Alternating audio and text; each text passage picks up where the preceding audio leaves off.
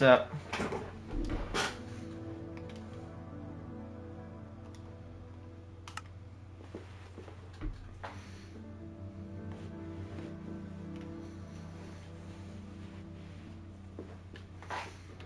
Okay. Here's the goal today.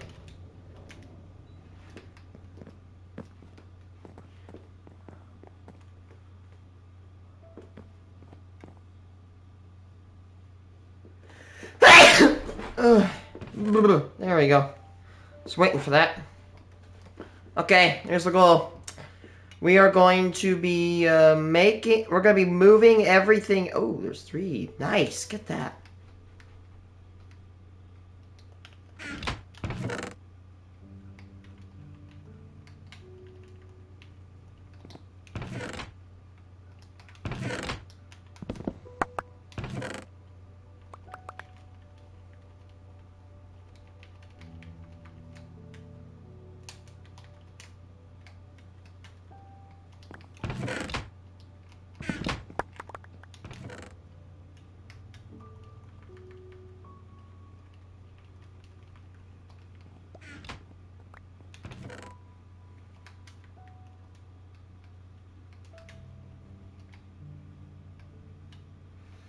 Okay, now I'm gonna start. I'm actually gonna take all this armor. Just, yeah, quickly move it over.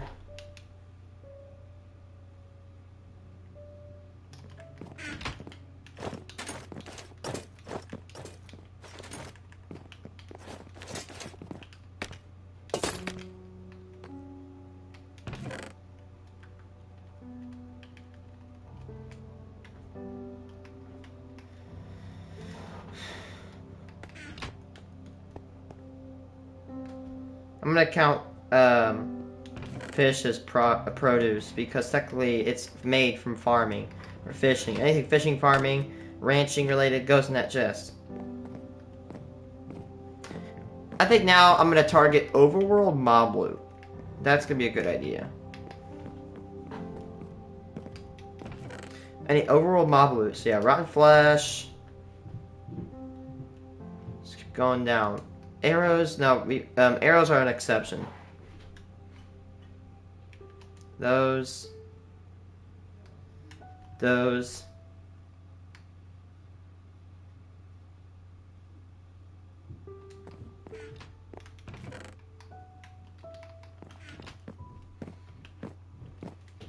So our goal is to move everything in. And my goal is to get my house done. And I want to, yeah, get my house done, get my kitchen done, and get my living area done, and hopefully even like this, which will be the like the crafting room and stuff.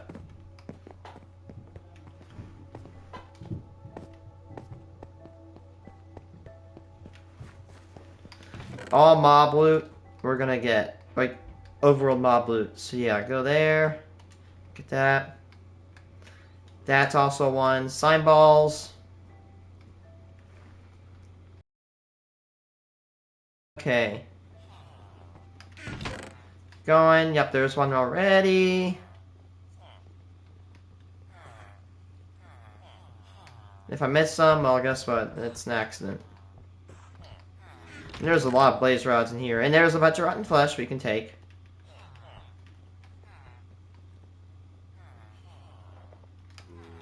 I have to, like, kind of squint. Even though I have good eyes, it does sometimes take me a little bit to, like, really process things. There's just so much in this chest, on all these chests, I should say.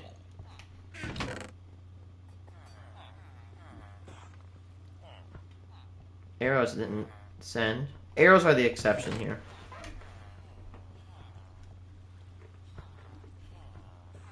$393 subs. I'm at 7 subs for my goal. Do that. Keep going. Yep, there's usually always some mob loot or some and all that stuff in a chest. This nether mob loot.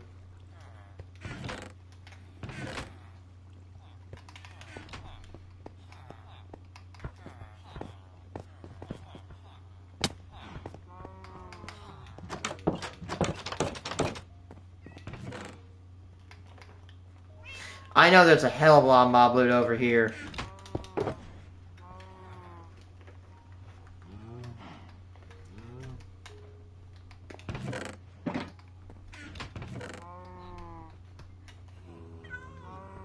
Bam. And no, that's misc. I would count that as misc. Misc are things like mushrooms, fermented spice, sugar, leather, just your typical like minerals. Stuff.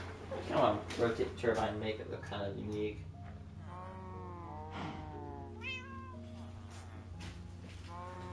You gotta admit, it's pretty cool that I was able to actually build that thing with no instructions. It is my biggest Lego project I've ever had to work on. And trust me, when you have to work on something like that big and worry about stabilization, it's such a pain in the ass.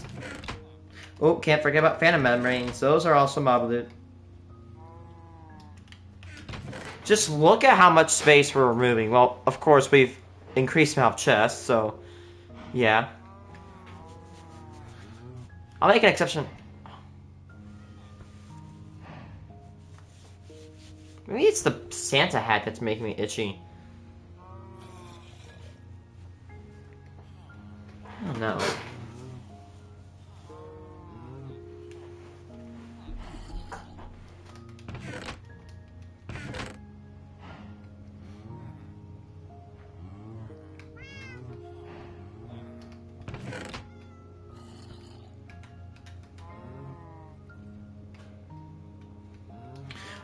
In terms of like meat, that's ranching.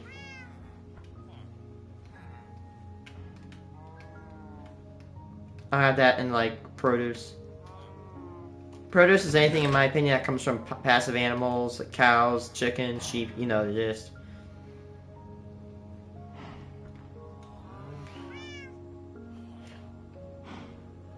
Excuse me.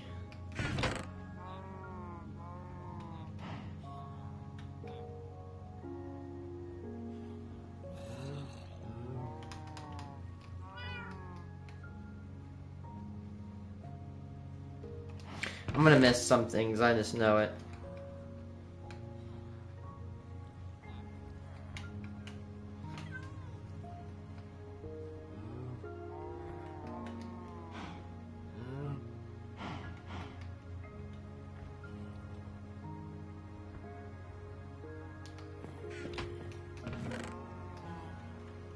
A lot of rotten flesh, we need to sell that and get rid of it.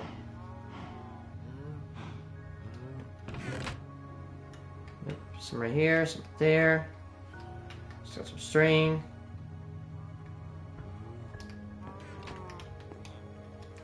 Yeah, we have a lot of rotten flesh we can sell. I'm surprised we accumulated that much. I remember we had like a whole chest of it, and we sold it, and now we've accumulated yet another like chest worth of rotten flesh. We need to get rid of it.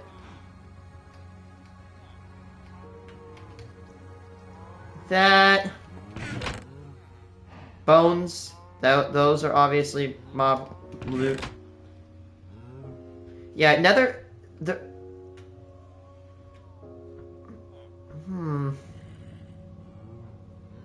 Honestly, I might just lump in like mob loot in general.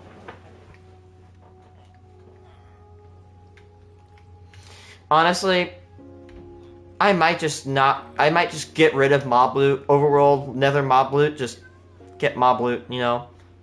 Honestly.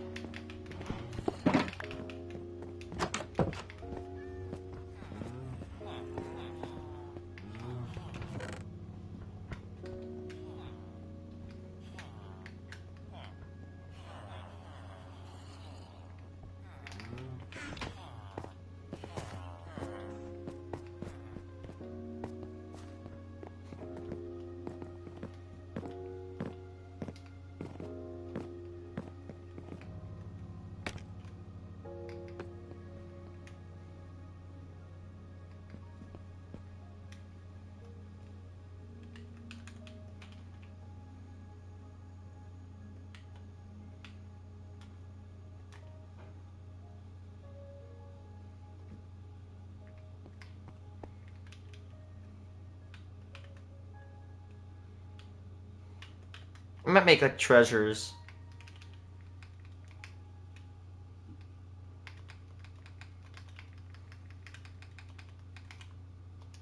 Like Hearts of the Sea.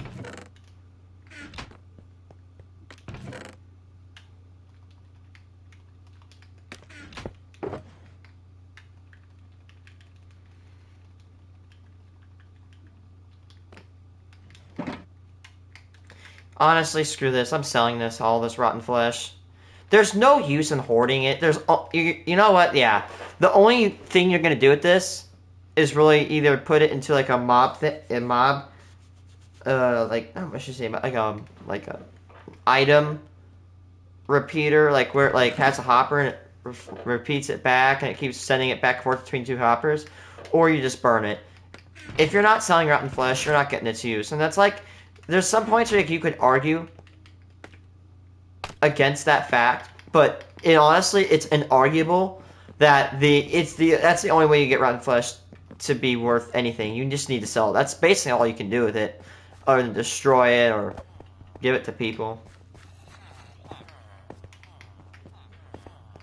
I might as well go sell it.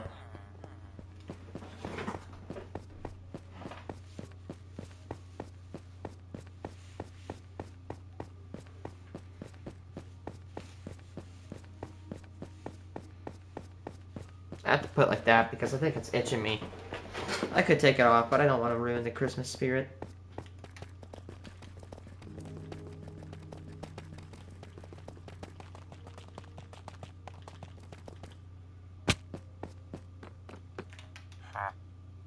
Hi, pal. Got some gifts for you, Pet Russian.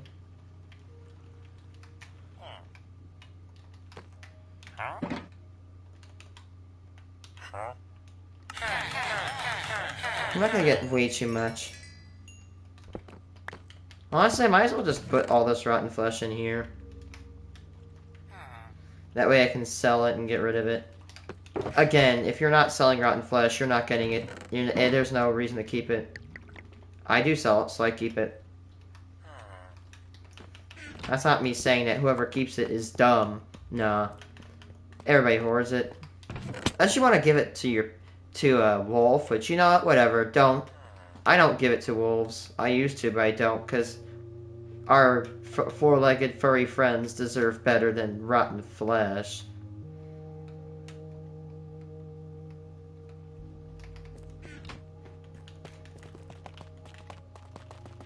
Yeah, all the iron armor, iron chainmail, I might just get rid of it, honestly. I mean, or gold is 100% going to be smelted.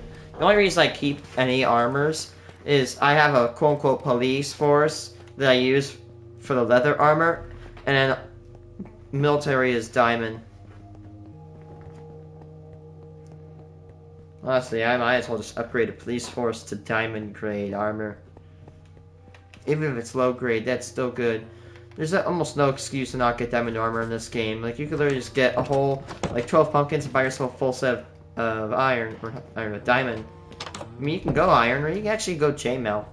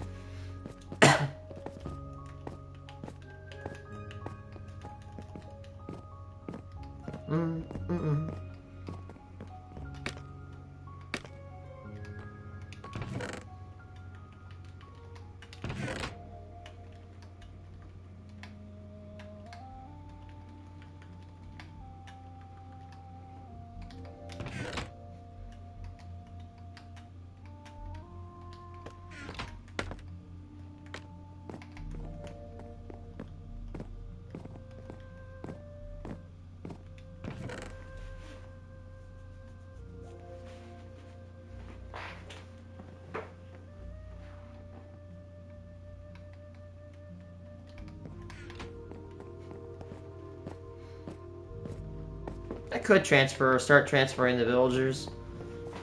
I want to get my house done, because you know what? I am almost contemplating doing, this at the end of the day. I'm going to probably decommission this house. It is a great little house. Well, I should say maybe not great, but it does its job, and it did its job. I think it's about time we need to stop. We have netherite armor, we have a totem, we have a great ass bow, and a whole set of max enchanted tools. Why am I living here? Only because this is the only fabricated area. We need to fabricate the other area and move into it.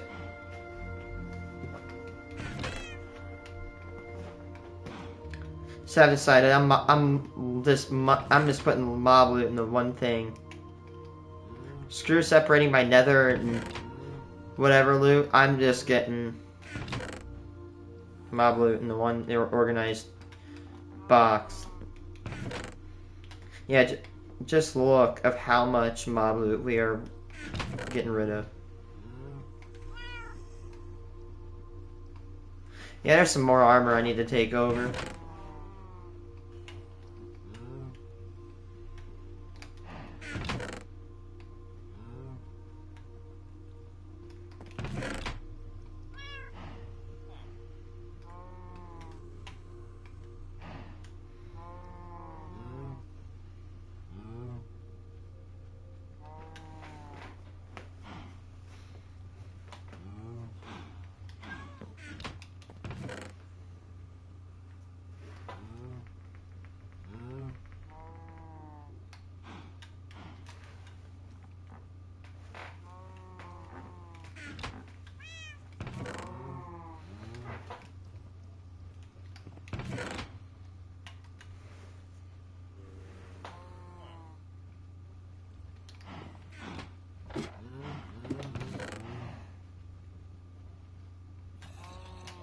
And I missed those. There's a couple weapons down here I need to get.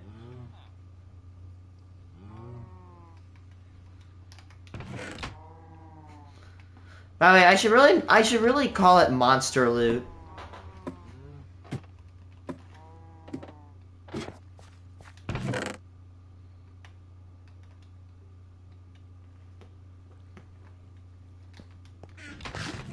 Ew, I took a bite. Gross. Yuck.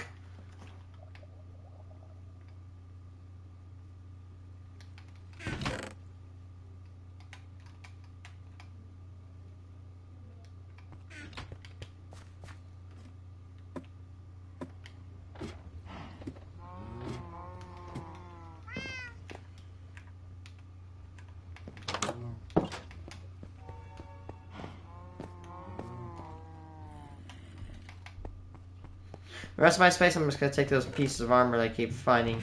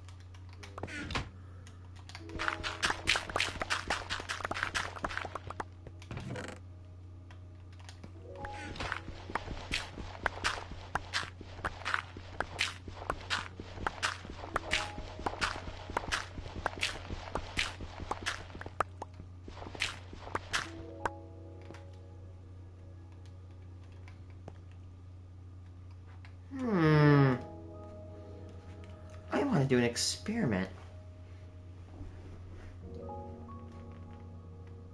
I want to do an experiment one day. On PlayStation, we have these things called guest accounts. You create a guest account. And then, basically what happens after you create this guest account, when you leave and exit out of the guest account, your data is deleted. What the hell? Why would I want to do something like that? Well, get this, guys. You probably might be wondering, some people who really play Minecraft are starting to probably develop a little bit of a connection.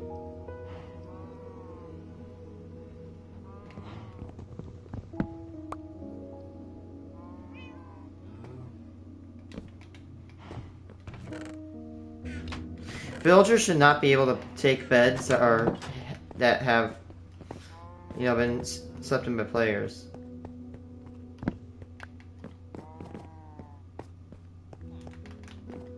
Oh, I'm dumb. This guy doesn't even have a bed.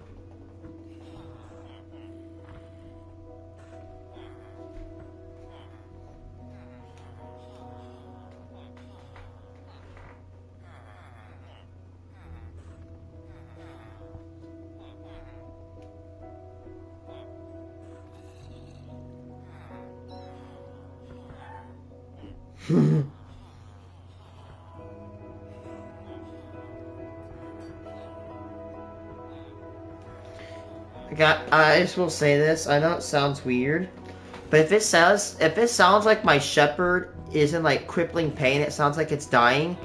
It's not. Shepherds are like really, really whiny. Not even kidding you. My shepherd was whining and sound like he'll sound like he's about to die or he's getting like cut open with a knife if you bathe him. He is such a baby. I think he's upset he can't go outside and see his sister. Well, not his biological sister. But his adopted sister.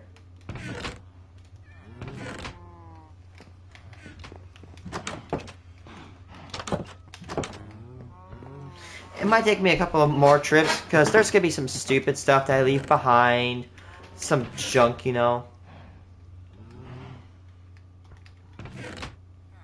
Like, see, look, that piece of armor I left behind.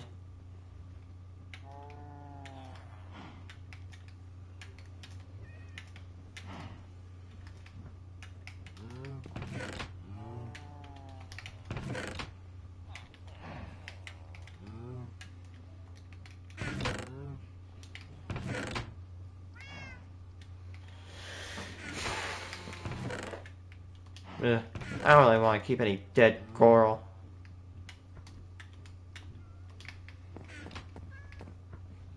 Technically, coral's not a plant. It's actually a single-cell organism, or it's a structure made by a single-cell organism living inside. It's actually a little bit complex. Coral is really weird, but cool.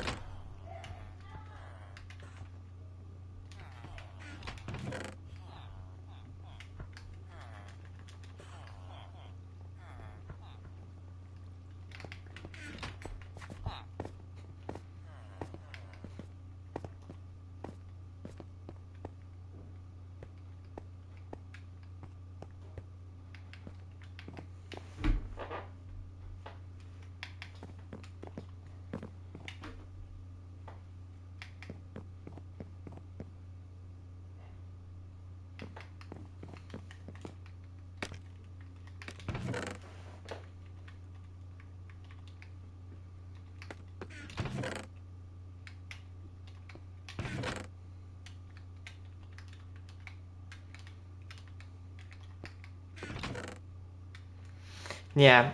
By the way, yeah, this chest is kind of halfway full, and we have 9. We can easily use up all those.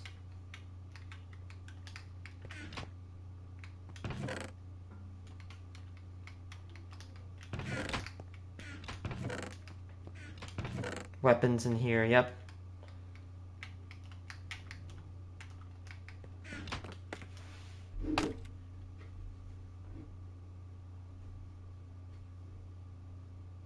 Come on, miss tornadoes.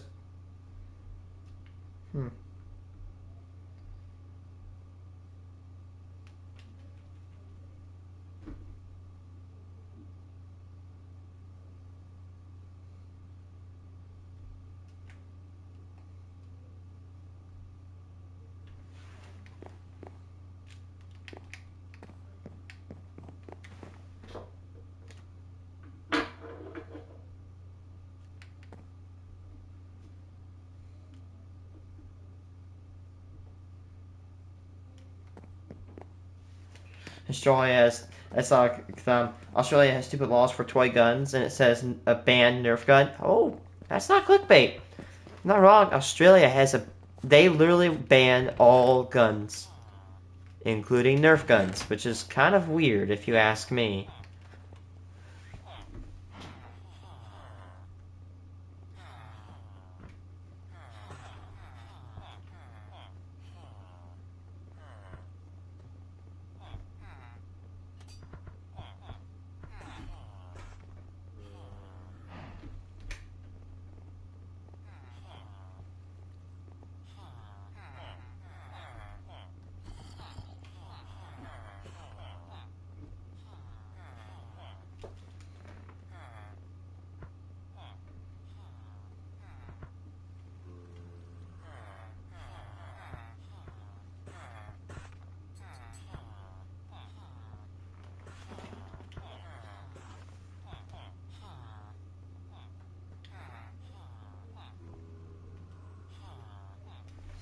Oh, I think I saw a V24 engine.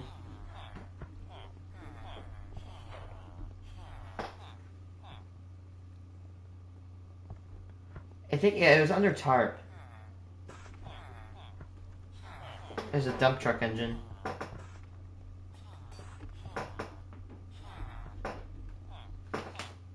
Yep, that looks like it. It's got a big ass fan. It's really long. Got a big square block at the end. It looks like that. Ladies and gentlemen, have you ever heard of a V6? Well, a V6 means that it is a engine with 6 compartments in a V format. That is a V24. That is heavier than your car. Thanks. Thanks, dude. This either powers a dump truck or it powers a whole part of a city. The V24 by Caterpillar is one of the most strongest engines produced in the world. Oh, $500 in pennies. Actually, 600 subs, not gonna lie. I don't know what's wrong with this Christmas hat. It is itching my head. Don't know why. It's very odd. I'm actually, you'd think I'm like really like 12 or 13. I'm actually 19. It is a big engine. Could probably crush a car if dropped on it. I think I saw one getting hauled close to an interstate today. It was heading towards Danvers. Lol. But it's so cool because my dad's actually worked with some of those. I think they have some in State Farm. Tell me that you can actually convert them. That you can actually convert them to be generators. Which I think is pretty cool. I love machines that can do that. That can just convert from one different mode of operation to another. I'll count that as food. Let's just gather all the food.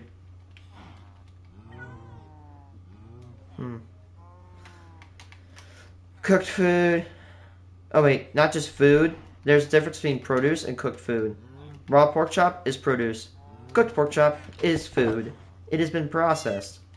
So the food that's been made into like cooked and stuff, that's where that's gonna go.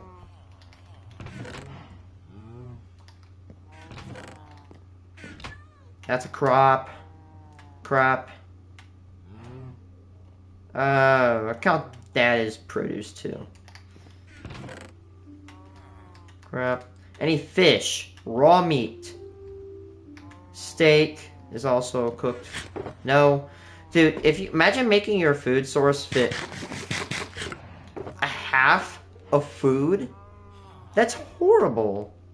That's garbage. Well, any plans this year? You mean for the rest of it? Honestly, play Minecraft and get my finals done. I'm very close to doing it. I've done one final and done pretty decent at it.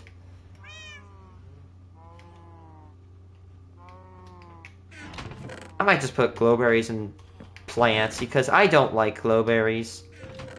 Glowberries are kind of useless in my opinion. I might put mushrooms in plants too. Oh, there's a lot of beef in here. Raw beef in here. I need to cook that, honestly. Even though I love cakes, steak is like my...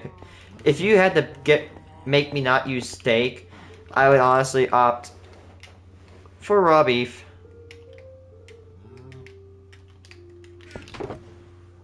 Oh, there's a lot of armor in there.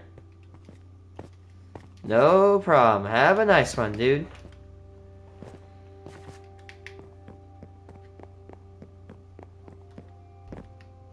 Maybe. Kind of odd.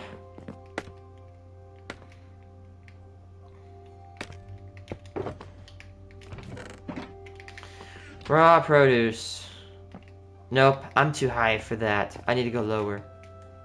Not to be taken out of context. Yeah, armor's down here. That's gold. No, it's down here. Crops, produce, goes over here. Yeah, got it. Anyway. Nice one.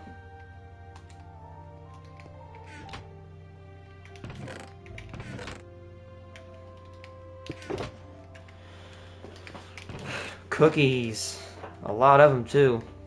Those definitely came from when I was trading to get XP, and I just wanted to get cookies. Even though I don't eat cookies on this game. Because as much as cookies are nice in real life, they're not a good food source in the game. Especially for density. They only give you like 1 hunger or 1 food point. Actually, no, they give you 2. 1 food point is half a hunger piece on this game. Yeah, that was bad voice crack. You know, I should make a poll in my... I need to make a poll in my community. What is your favorite cookie? I like homemade sugar and... You know, bot. I like bot... What's it called? Chocolate chip. You can't go wrong with chocolate chip.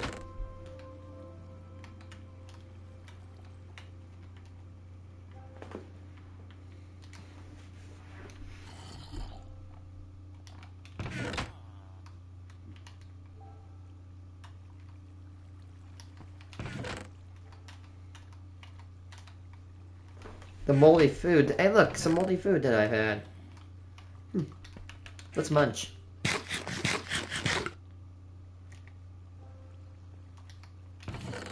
Ew. That moldy food is... I think it expired in 23. Wait, why is there a 19 in front of that 23? That's weird. Oh, yeah, right. Expired in 1923. That's weird. No wonder it gave me so much sickness. That joke did not stick. Anyway,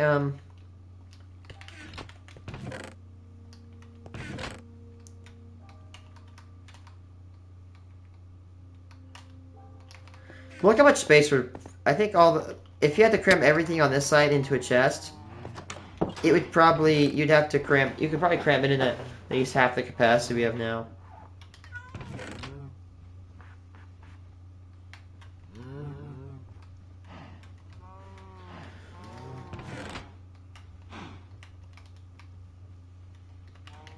Wait, did I already sweep these chests of food? Did I miss some?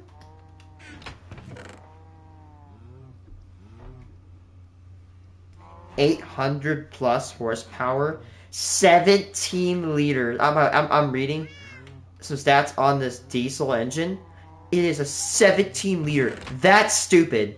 That's very stupid. That is a. My car is 2.5 liter, and that's 17 per cylinder. This thing has to guzzle at least like 10 or 15 gallons of diesel per minute. Actually, probably like 100. I know there's some machines that consume so much diesel that it literally chugs hundreds of gallons a minute. I think an hour, actually. What was it? There's this one giant caterpillar, and it looks like, you know, like excavators like scoop. It's got this. It goes up, and then when it goes up, it's got something that opens from the bottom.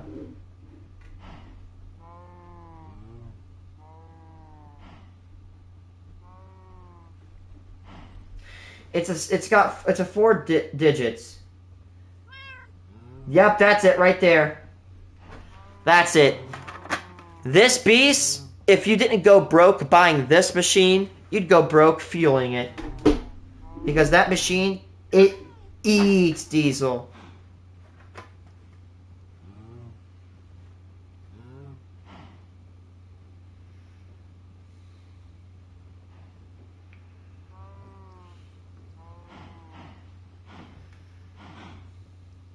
See if I can find it.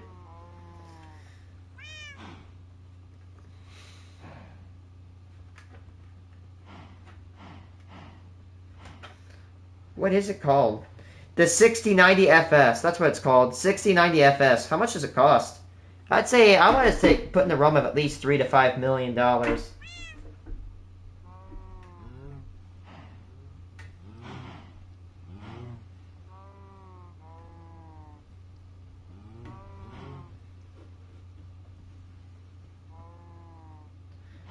$690? That doesn't cost that much. Weighs 100 ton. That is very heavy, but it's not the heaviest vehicle on Earth. The heaviest vehicle goes to the German Maus. M-A-U-S. Back in the Second World War, Hitler issued a order to make some big-ass tanks. And I say big tanks, I mean these things were huge. They're called the Maus, the M-A-U-S. They were called the Maus to basically throw off operatives, meaning that, like, oh, they were going to think it's going to be a small little tool or a weapon. But no, they were wrong. Because this bad boy, it was a huge tank, and it weighed over 150 ton.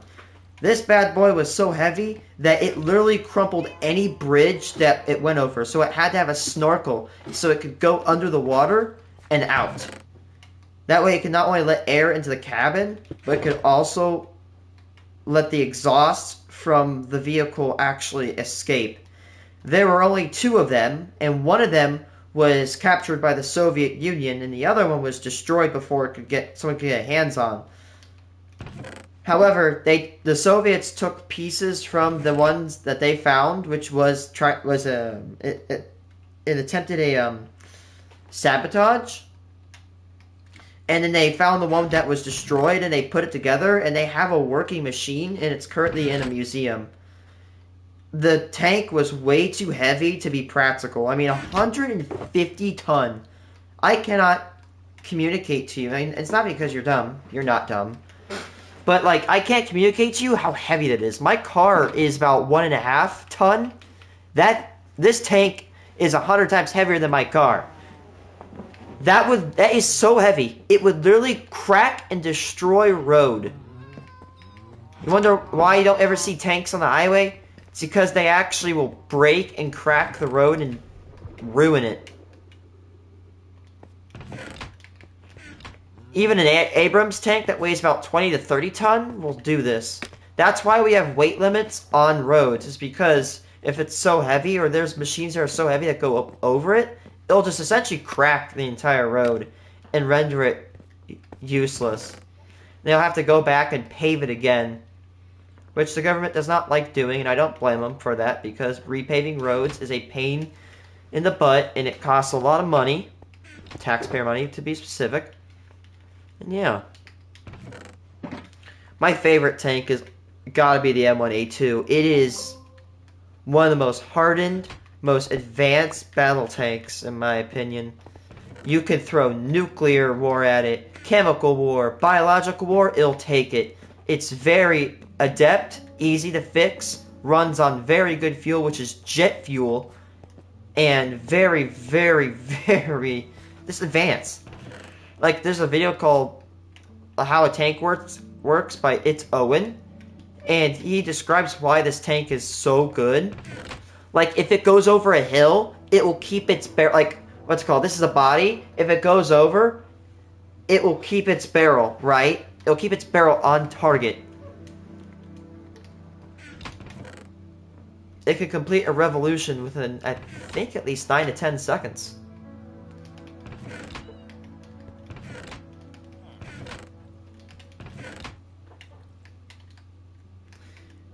Just a truly amazing machine. And another thing is, they have a piece of metal on the top of the tank where if the ammo compartment gets shot, instead of directing the explosion into the cab and killing the members inside, it'll actually blow open and blow off, allowing the explosion to escape and the crew to become almost unharmed. It's got a hermetically sealed layer that protects it against radiation, viruses, diseases, and chemicals. So any chemical you think of, it's impervious. It's also got netting to detonate RPG rockets before it hits. Because what happens is that we have these things called hollow explosives. Is that if you shoot an explosive, it hits a tank, it's going to bore an entire hole through it. However, if you want to protect a tank against these said RPGs, what you do is you put a net, and it explodes, and it doesn't have as much force to penetrate the armor. So if you ever actually have ever wondered why there's netting on tanks, that's why. Because if you explode the RPG before it hits the tank, using a net like that, the tank will basically almost be unscathed. So it's very, very, very good to do that.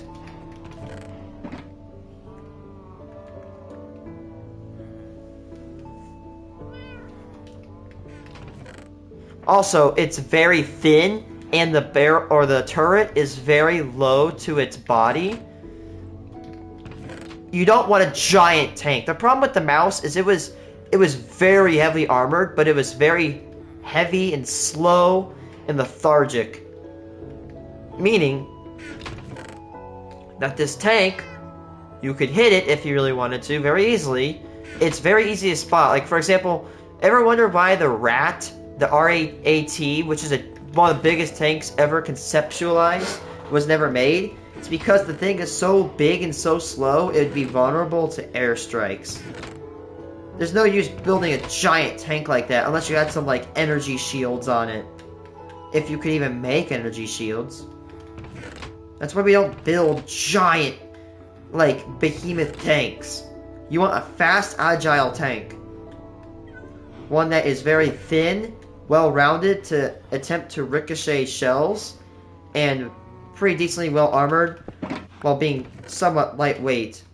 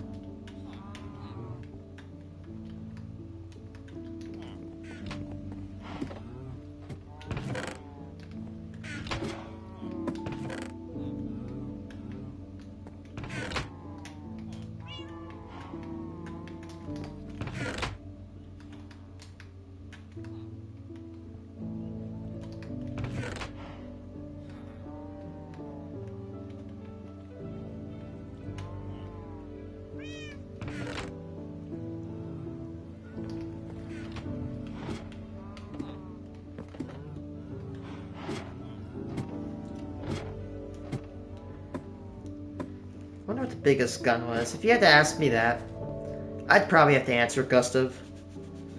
What was that, like 11 to 13 inch wide? That was weird. I think it's like a 11 to 13 inch wide bore, which, by the way, anything like above like 3 inches wide for a shell is some stupid ass firepower. The Germans in the Second World War wheeled this giant gun around, and there was this line along, I think, France. And what they were doing with this gun is that they would, there's a line of bunkers, right? And they would find these bunkers along a rail line, and they would just punch right through these bunkers. And if I ain't wrong, I'm pretty sure this fact alone, that they actually used this giant Gustav gun, aided them in their invasion of France.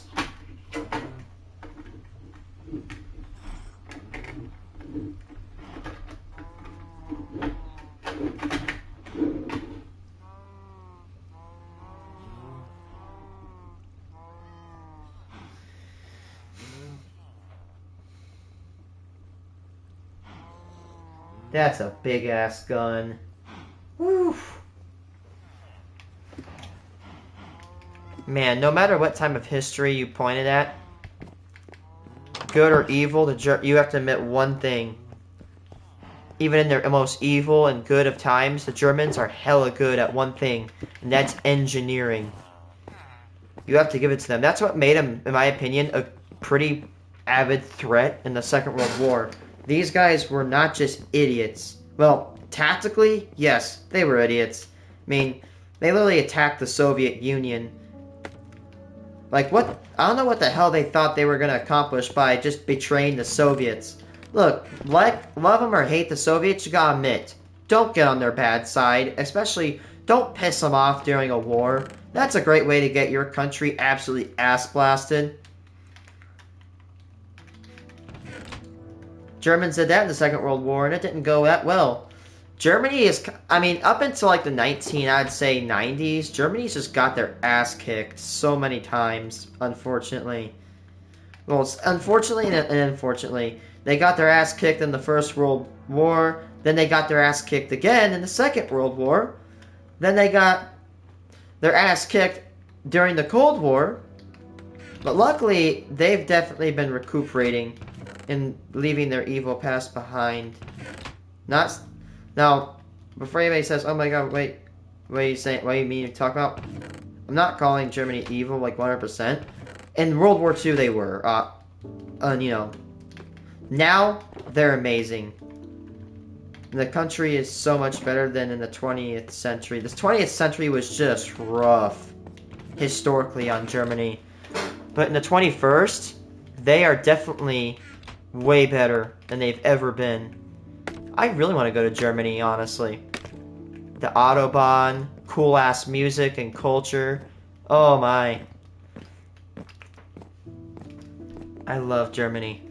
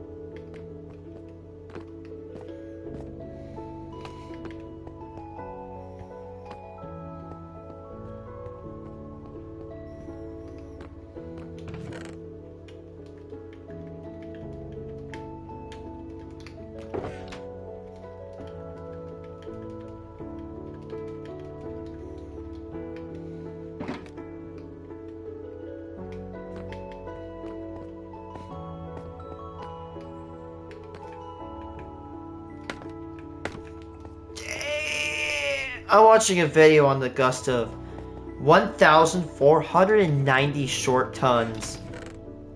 Damn, that is a fat boy right there. That might be one of the most heaviest machines we've ever made. If not, I'm pretty sure if it's not the Gustav, it's definitely the BWE, like the bagger. If you don't know what that means, a BWE is a bucket wheel excavator. Machines so big they can strip entire mountains down to nothing within decades.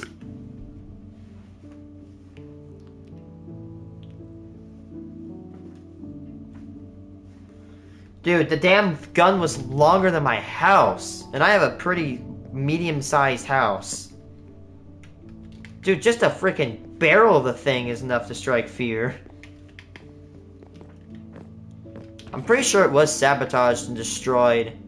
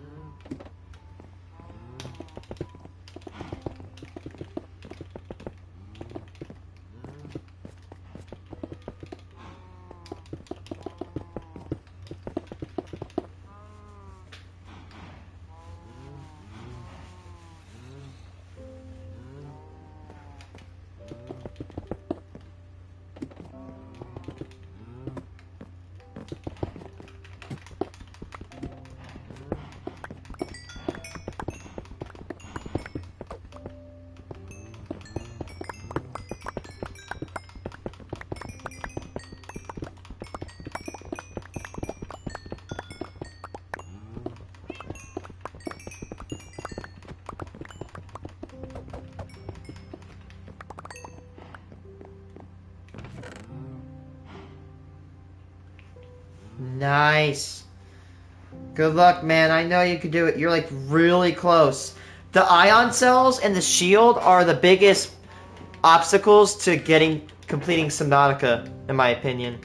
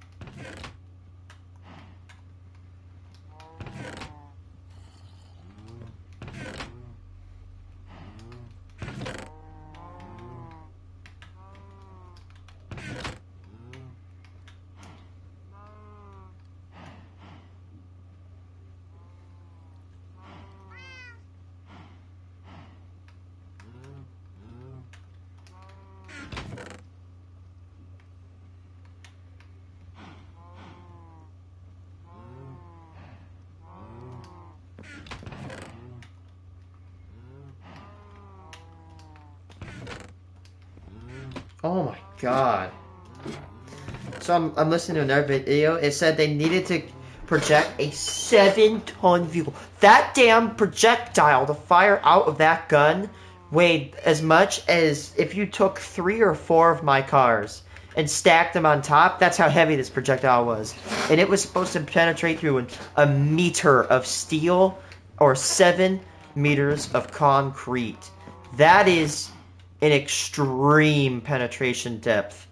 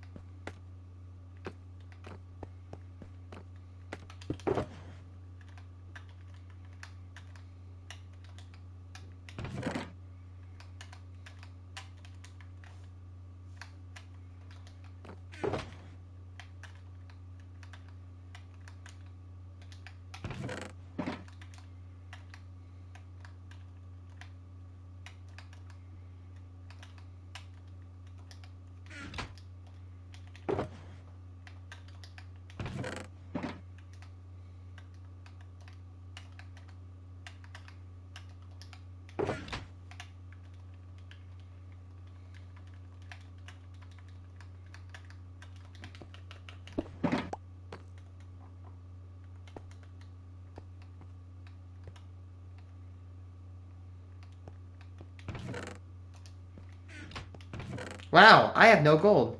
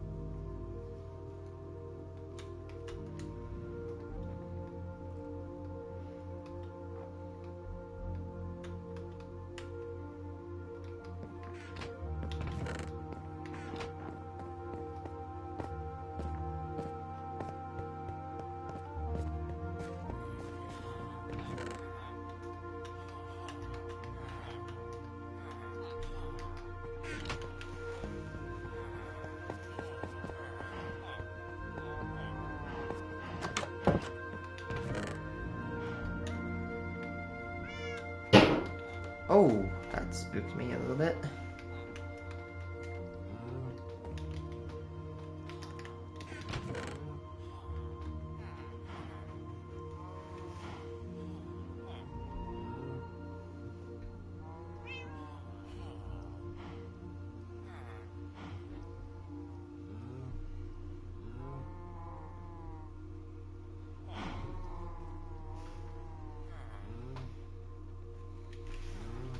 I've also heard of the tiger one.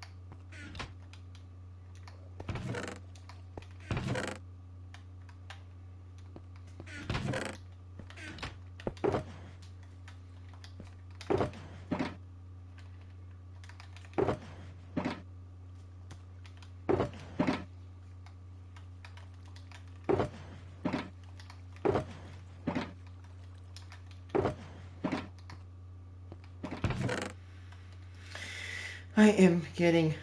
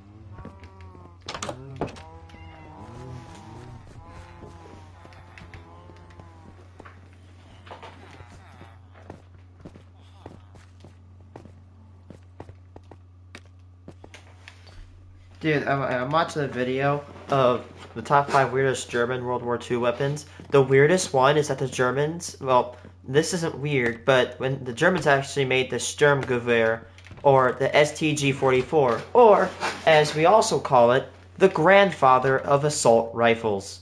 Not the first assault rifle, but for all these assault rifles like the M4A1 carbine, M16A1, AK-47, no matter what assault rifle you really like, you gotta actually give it to the STG, because the STG is what basically gave birth to modern day assault rifles.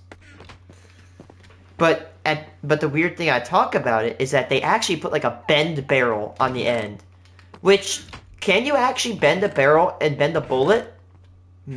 Depends, actually. You can actually manage to bend a bullet, but again, the rate of how you can do it is fast. You can curve a bullet, but the degradation of this mod would definitely be very, very quick. So yeah, not only would the mod actually be destroyed very quickly, but the bullets may not even be as accurate. Good idea, but really shit execution.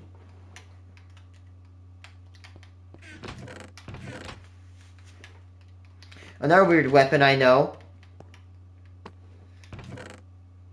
is the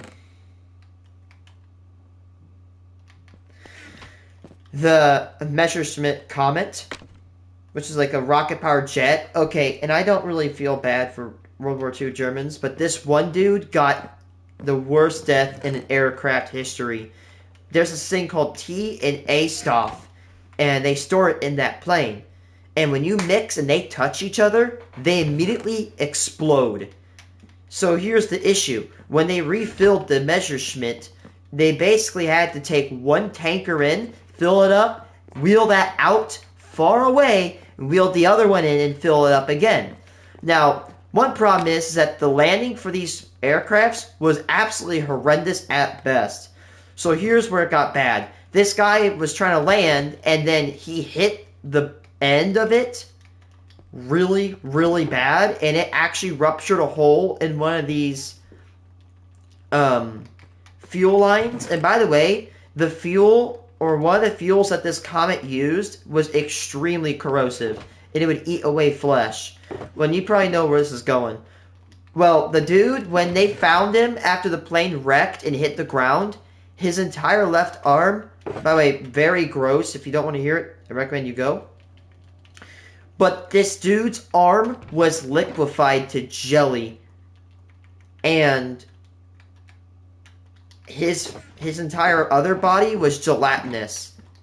You gotta admit, even for a World War II German, that sucks to die like that. That was a shitty death. I mean, the dude literally had corrosive liquid spew all over him. Basically, it, like, your entire body, it's just eating away. Apparently, like, his body turned to basically a consistency of jelly, and his arm, or one of his arms, was gone completely. One of the most brutal ways to die. Yikes.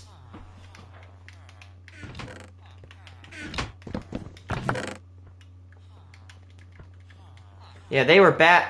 They were really bad people, but damn. Shit, death. I would not want to die like that.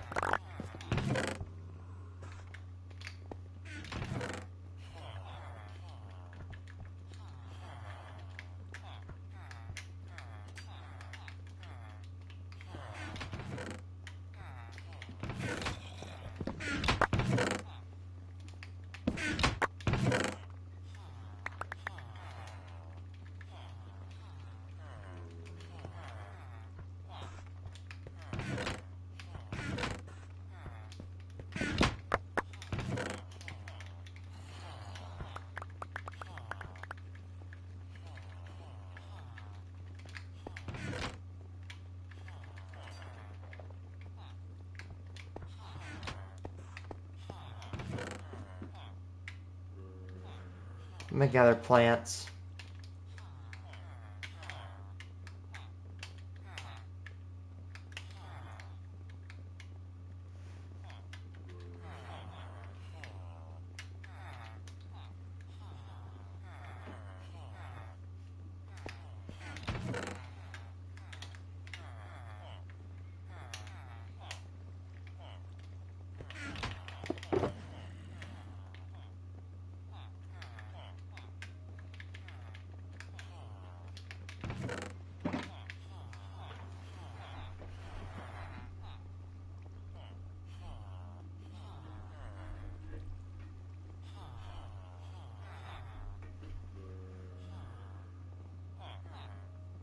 An ME-163 Comet is what the plane's called.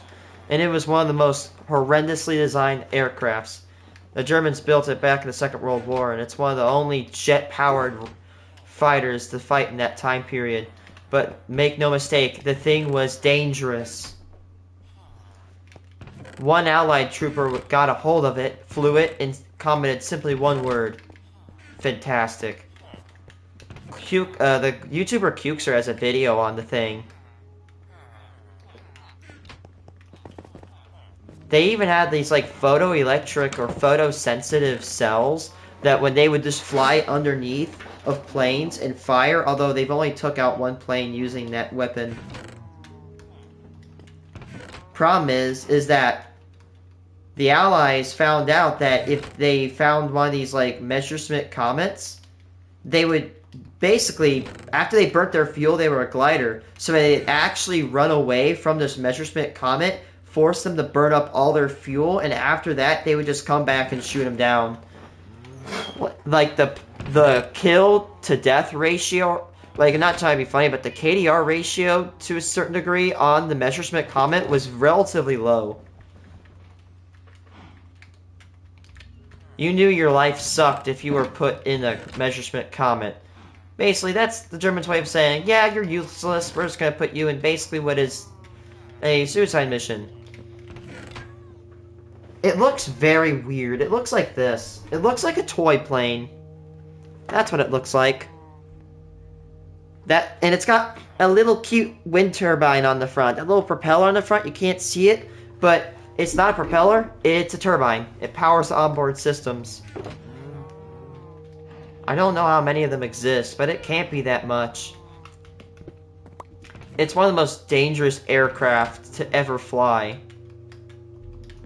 There's simply no need to fly it when we have something called the F-22 Raptor. I love the F-22.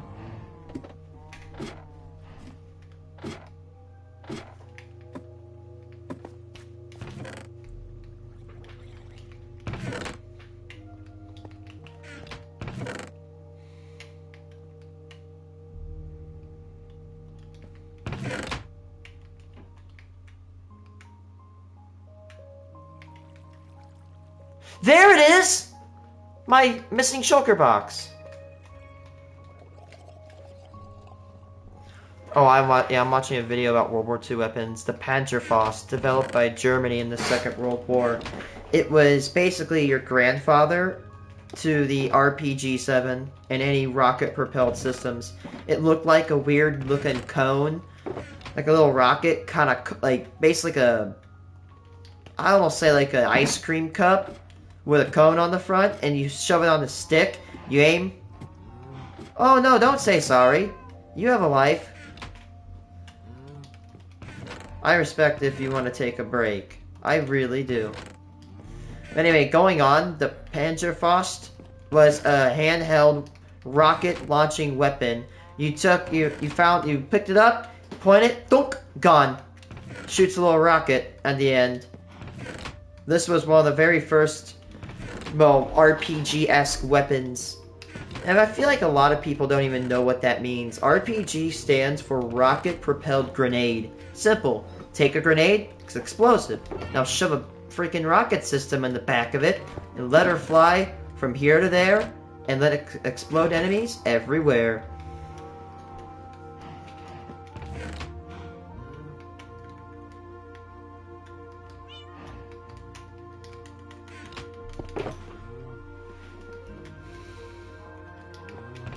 I think we developed a similar... Oh, wait, I'm acknowledging you there. I just like talking. Max. But I'm pretty sure we developed a weapon during Vietnam. I think my grandpa has a disarmed tube of it. It's this like little tube, and it's a portable mortar. And you set it down, you launch, and it's a consumable mortar. And it's like the shape, it looks like, it's like probably about 2 or 3 foot long, and it's about 3 inches wide. A little tiny tube you just haul around and you shoot rockets out of it. Really weird weapon.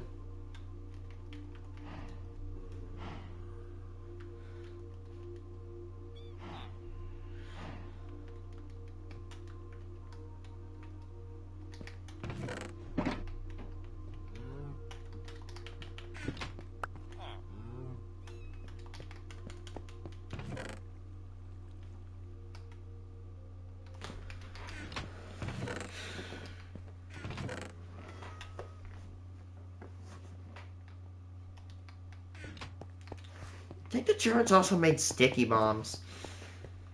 I don't know if it was the Germans or the Russians that did it. It was probably not just the Russians, but the Soviets that did it. And I'm pretty sure the Molotov cocktail, if not wrong, it was developed to actually destroy tanks.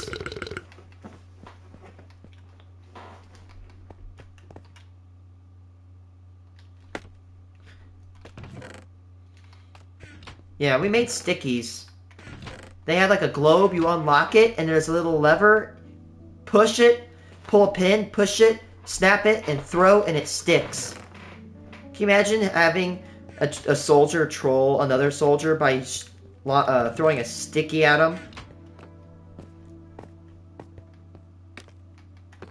The only problem with sticky bombs is that once they stick, you have only a couple seconds to get it off before you go toe to toe with the freaking with like freaking Christ.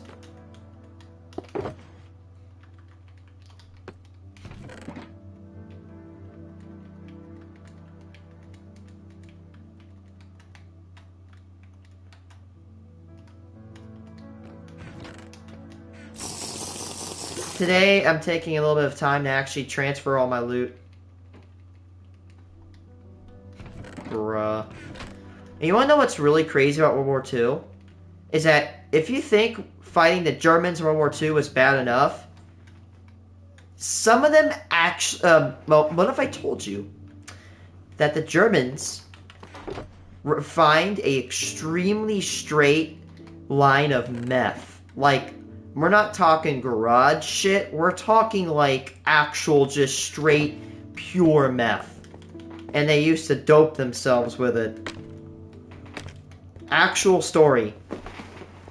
The Germans actually got high on meth. So not only were you fighting a bunch of people that had advanced tech, you're fighting them when they are freaking going apeshit because they're on meth. That's kind of horrifying to me. Imagine you're fighting the enemy and they're on drugs. Why?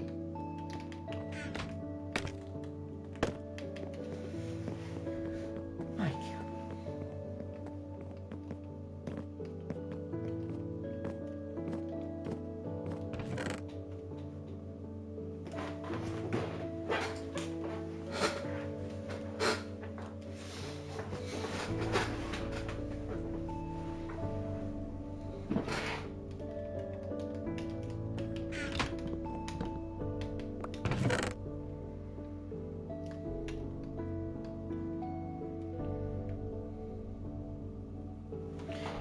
Wait a second.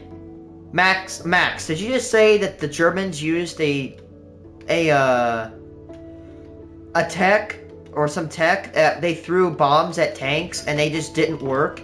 Because I'm learning about this like umbrella looking thing that they threw at tanks and apparently it just didn't work.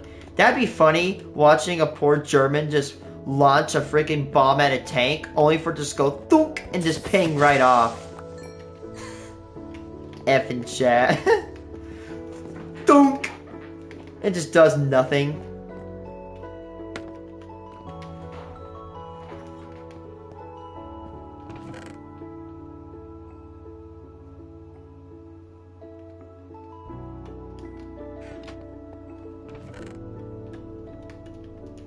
They had fins.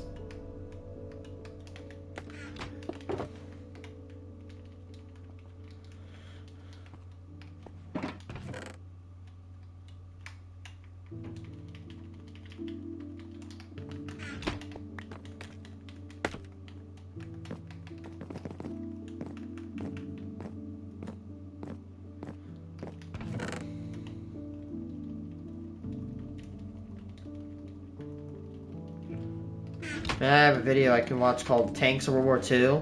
You can't mention tanks in World War II without mentioning two, which is the M4, and I think it's called Stuart, and then the Tiger 1. Man, I remember playing a Tiger 1. I know games don't equal real life, but I played a Tiger 1 in World of Tanks, and they're some of the most fun, most balanced tank on that game. I absolutely love the Tiger 1 in World of Tanks Blitz. In real life, it was an absolute demon to come across. M3 Stewart. I'm pretty sure there's at least... Or Sherman. Sherman. Yeah, I meant to say Sherman. I'm pretty sure there's a ton of Sherman tanks that were actually sunk and lost. I think in the Strait of, Strait between the UK and the mainland. If I'm not wrong.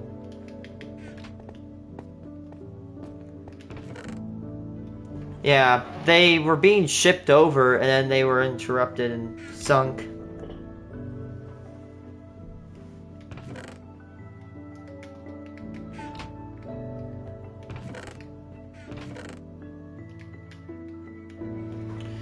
Oops.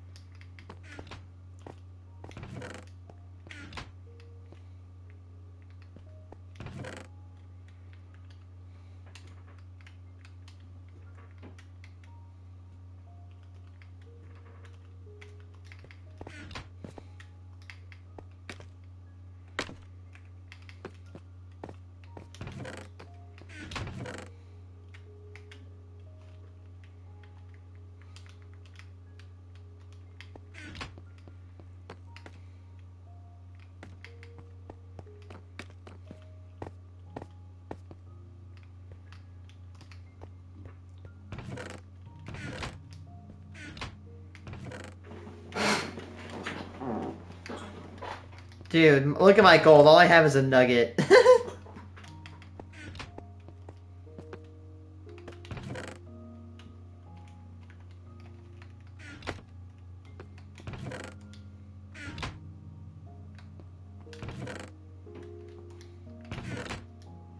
What the hell? STG-44 Vampire Night Vision? What the hell? That is a big effing scope. You thought your scopes were so heavy. Look at that chunker. You have a whole ass marine spotlight on top of the STG. Do you like the STG? Do you want your STG to weigh as much as a cubic meter of plutonium? I'm just thinking of that one meme where it's like, this is a big effing mag, but this is a big effing scope. That's a chunker of a scope.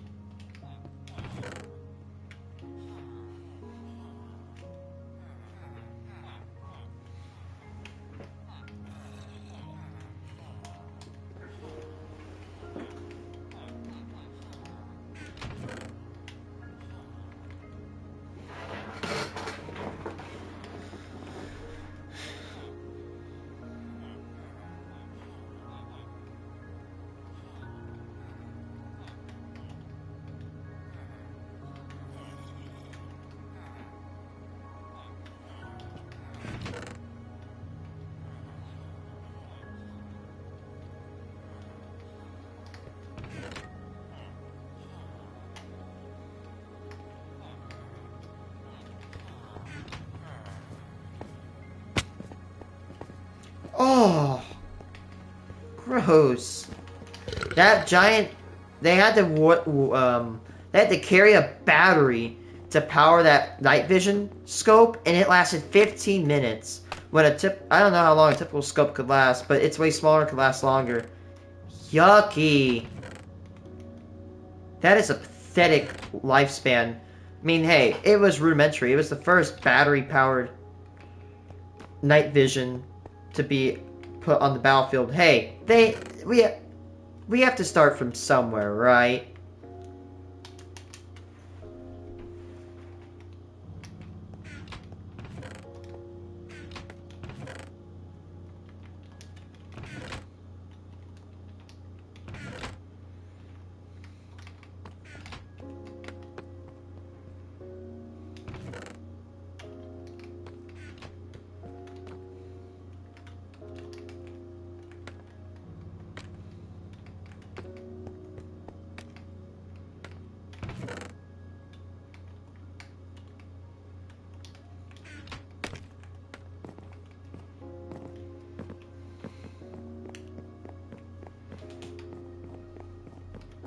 It's taking longer than I thought to actually move my stuff.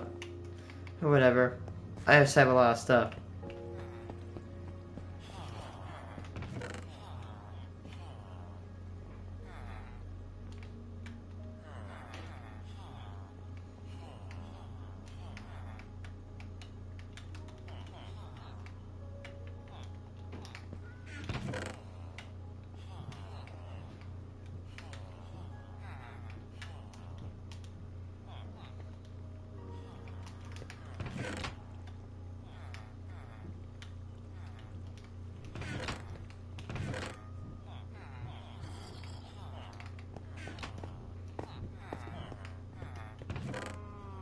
Oh my god. Dude, look at that. That's a half track with a freaking blacklight searchlight on it. That's a night vision scope for a half track. That thing is nuts. At the time, those things looked like they would have been really expensive. I mean, new tech is new and cutting edge tech is usually really expensive. Like, for example, back in the 1990s, from now versus 1990s, lithium-ion batteries were 10 times more expensive. So if this was a battery, it cost $1 today. Back then, it would have cost $10. That battery I held right there is a primary cell alkaline, which means it cannot be recharged, and it's an alkaline chemistry.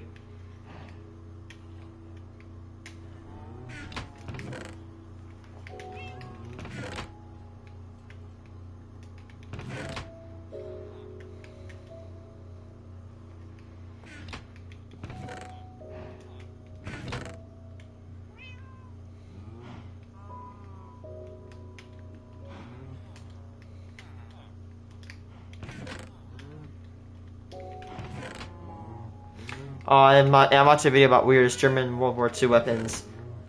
I remember learning about the curved barrel mod for STG-44. That thing, good. Can only last like 2 bullets, and you basically have to replace it.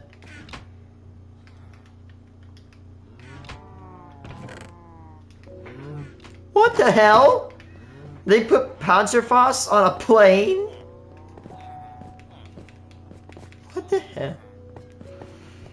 They actually could work. Like, those barrels do work, but they would literally get shot and destroyed, like, one shot. That's it.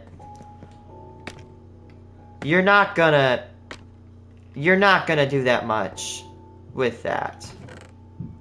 Again, you'd get a couple rounds in before you get the barrel to completely destroy itself, but yeah. Doors and gates.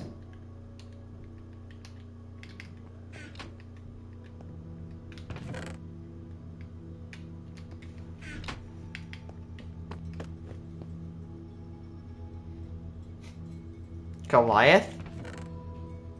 Wait. They made remote control explosive tracked? A Goliath?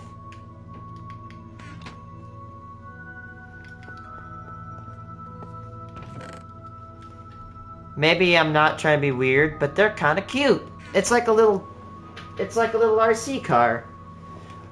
Bro, Germans made RCXD.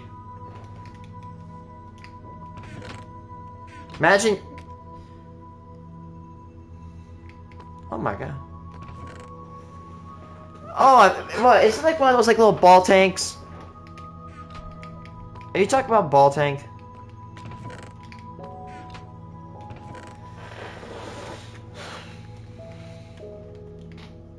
Oh.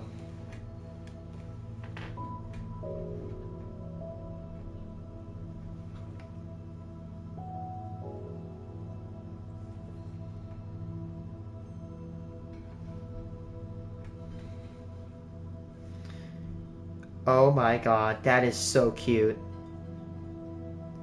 Oh, it's got its own little fuel tank it tugs around. It's so small. How do you fit in it?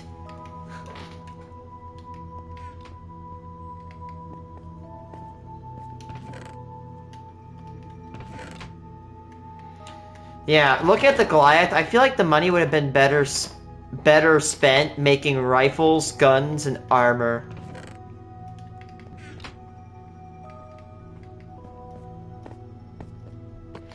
How do you combat a Goliath?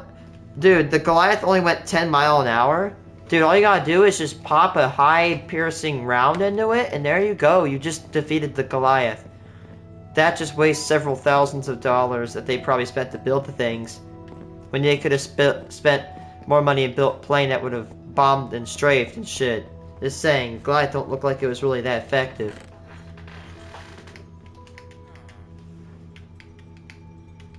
Might get some more miscs.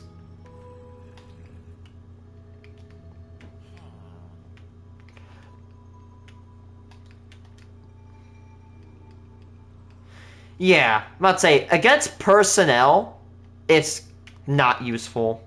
Against tanks, yeah, definitely would be somewhat of a useful item to have. I just don't see any viable way to use it against personnel.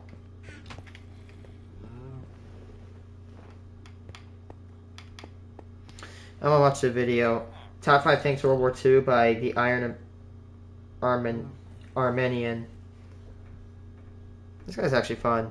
You can't talk about it. Honestly. Tiger 1, Mouse. You may have clicked on this video. It's baby cousin the Maljan. Top 5 tanks of World War II. And I will deliver that. The question is how to define what are the top 5 tanks of World War II. Tiger 1 definitely has to be the top. Break it down into. Do I do Pretty sure Tiger 1's killed someone like the most amount of people of any tank. Soviet T-34, German Panzer III, American Sherman, British. Yeah, but the Rat, I will say the Rat is basically a bad design. You could get it bombed by another faction or another army. Just strafe it, there you go, it's done. Battle tank theory we have today. They would have. The problem is, Germany, even though they were evil, you do have to give them one thing. Is that they were very smart when it came to engineering, which made them, in my opinion, a very formidable threat. However, militarily, they were very, very stupid. Like, they literally turned on Germany. Or not Germany, but the Soviets. Why did they do that? They would have survived and ruled the world. I mean, hey, I'm glad they turned on the Soviets. That was a stupid-ass decision that they made, and they definitely got the shit whooped out of them. They basically just attacked the bee's nest.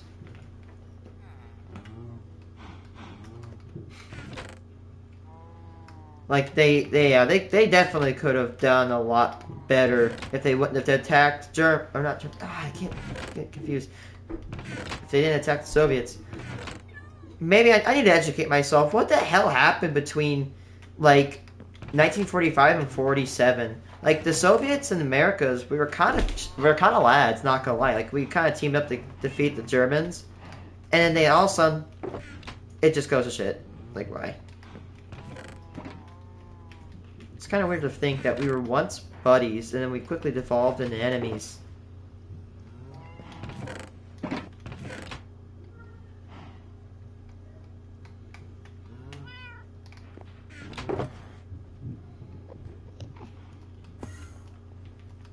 Get out of my house.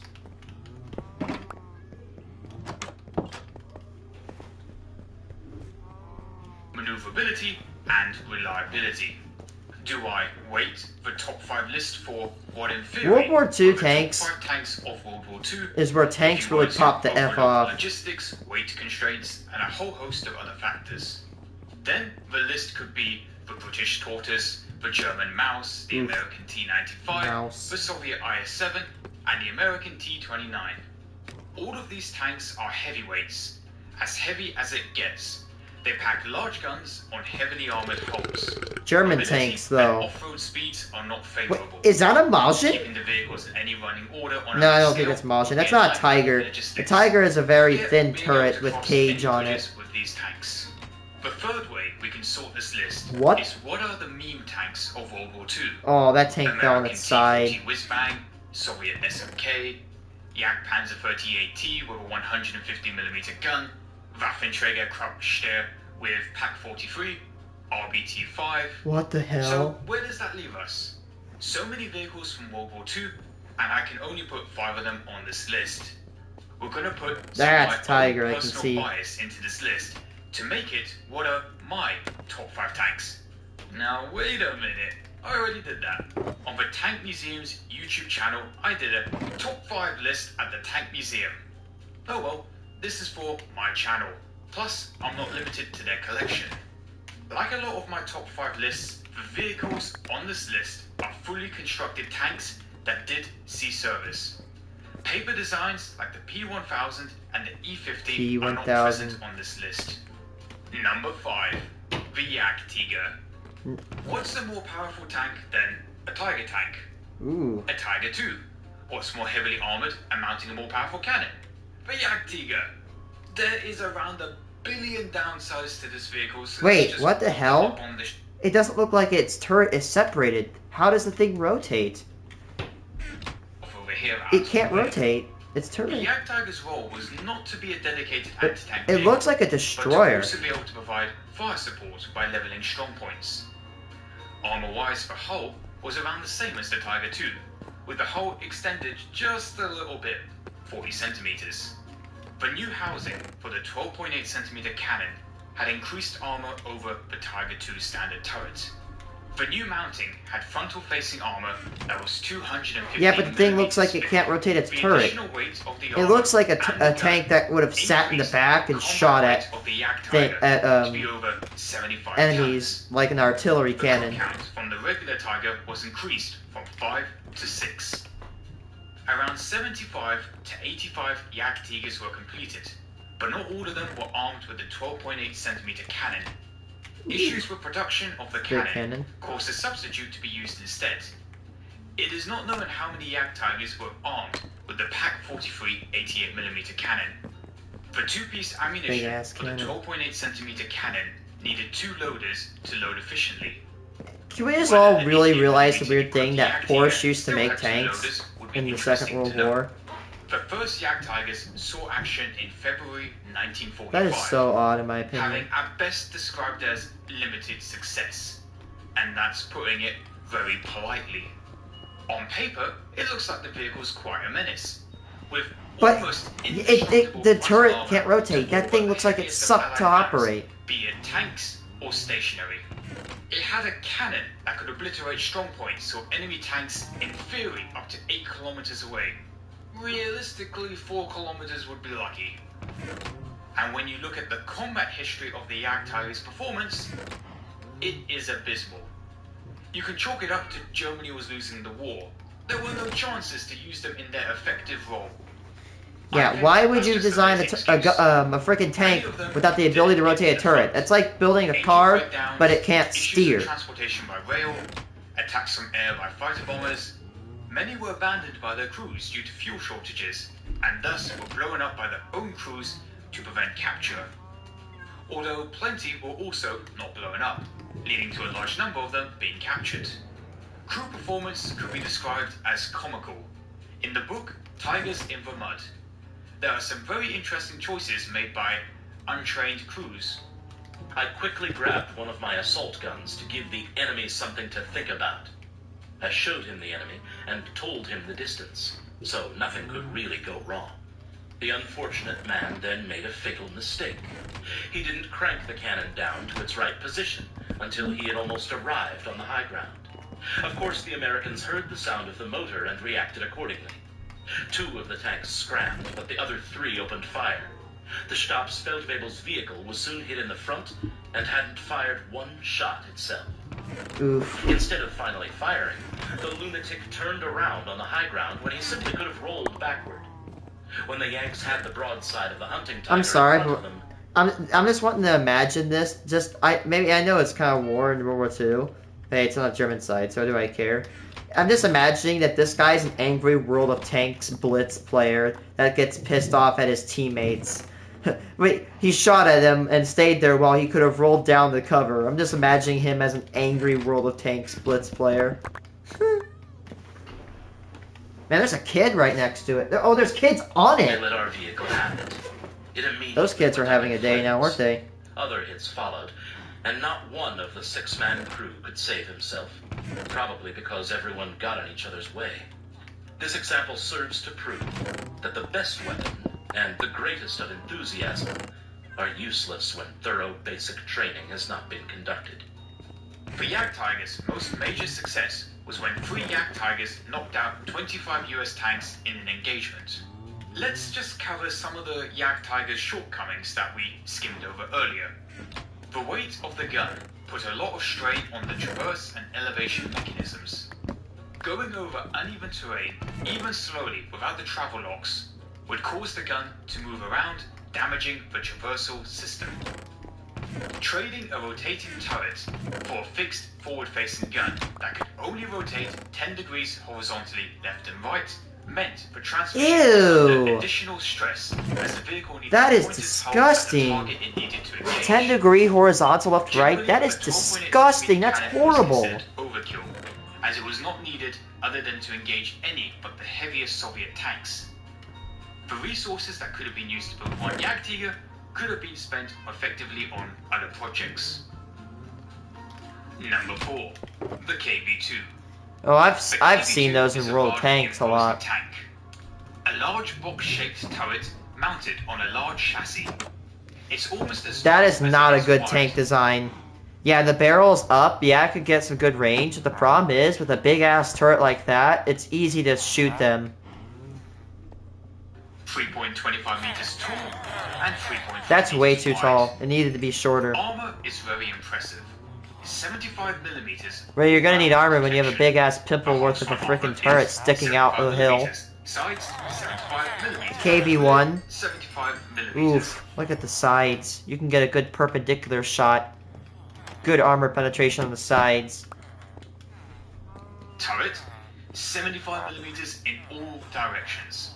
The big feature of this tank is a 152 millimeter howitzer. Okay, It took 6 men to crew the tank, 2 of which were so dedicated it has a loaders big with gun, one gun. but really poor Soviet tankers ergonomics. nicknamed the KB-2 Dreadnought. Online, in the modern age, this vehicle has earned the nickname Derp Tank. You can see why it's earned both these names. Derp For the tank? Soviet tank, Is that what it's called? Derp tank? Dreadnought. Online, in the modern age, this vehicle has earned the nickname Derp Tank. Derp You tank. can see why it's earned both these names. For the Soviet tankers, it's as if a ship has taken to land in firepower and armor. For people that play online games, Derp Tank for its ability to normally delete whatever it engages with one hit.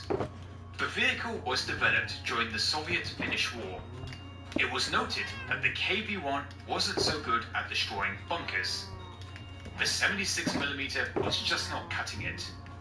KB-1s had their turrets replaced with a new turret with a 152mm M10T howitzer. This early version of the KB-2 is different from the mass-produced later version. The 152mm cannon used 2-stage ammunition, with high explosive and armor-piercing shells available. The heavier shells weighed up to 52 kilograms. As expected, most targets engaged by the KB-2 would be lucky to remain unscathed.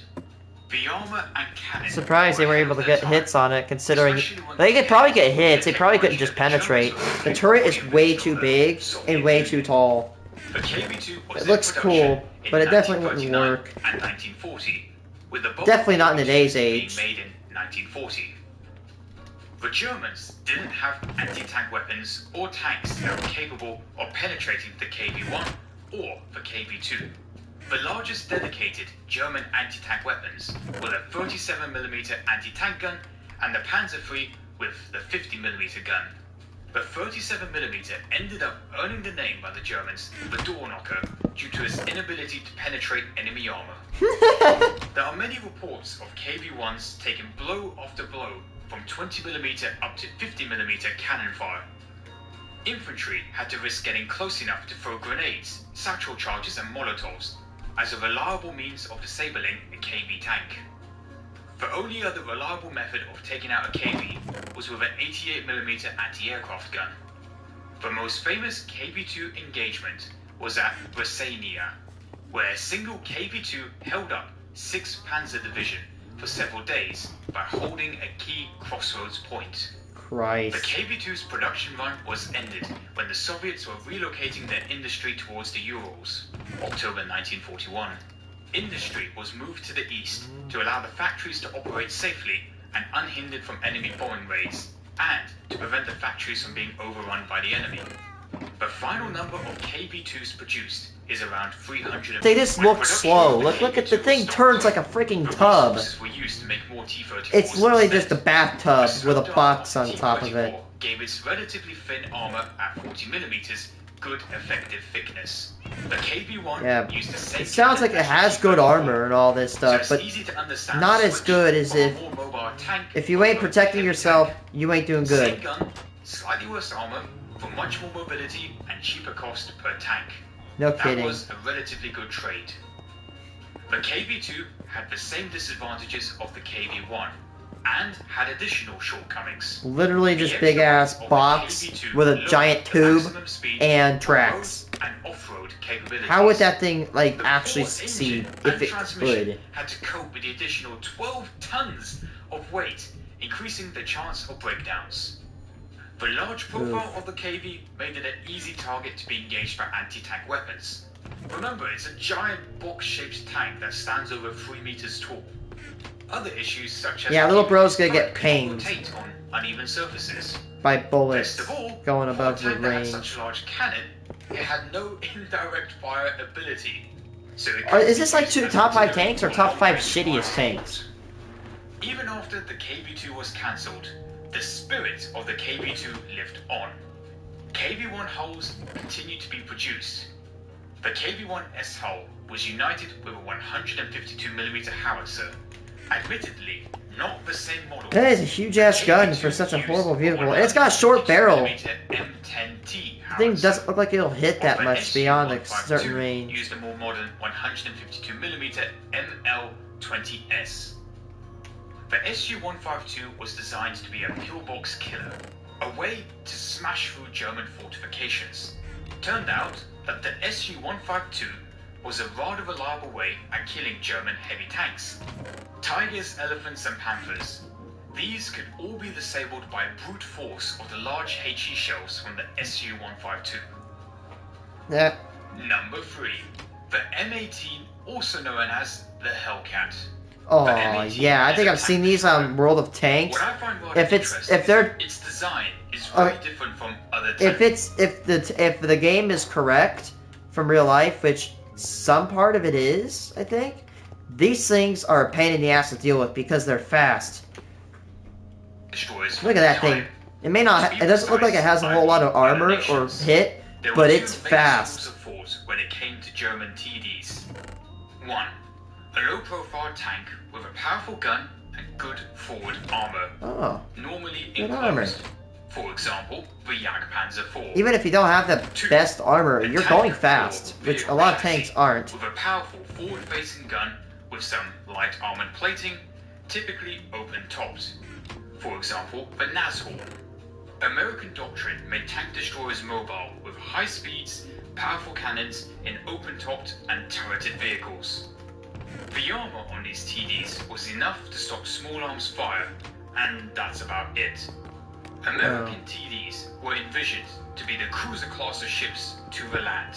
The M18 is very nippy with a top speed of 80 kilometers per hour. Hey, I mean, that's a tank. Can't really argue with that. But even so, it was a very mobile tank.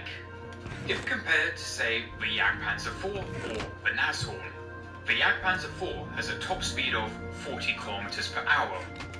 The Nashorn, 42 kilometers per hour. Remember that it was unlikely for these vehicles to reach their top speeds in combat conditions. One question that I kinda skimmed past is why American tank doctrine... You know, now I think about it, they'd only go so fast if they had better, really smooth land. Most of the time, tanks don't really operate in smooth land. World War II, the US forces had to rethink warfare. Unless this thing was on smooth land. Yeah. A thin line to cover a front was an outdated idea. Good luck going over more mobile. crater-marked areas. Breakthroughs into American lines was to have a reactionary counterforce held in reserve.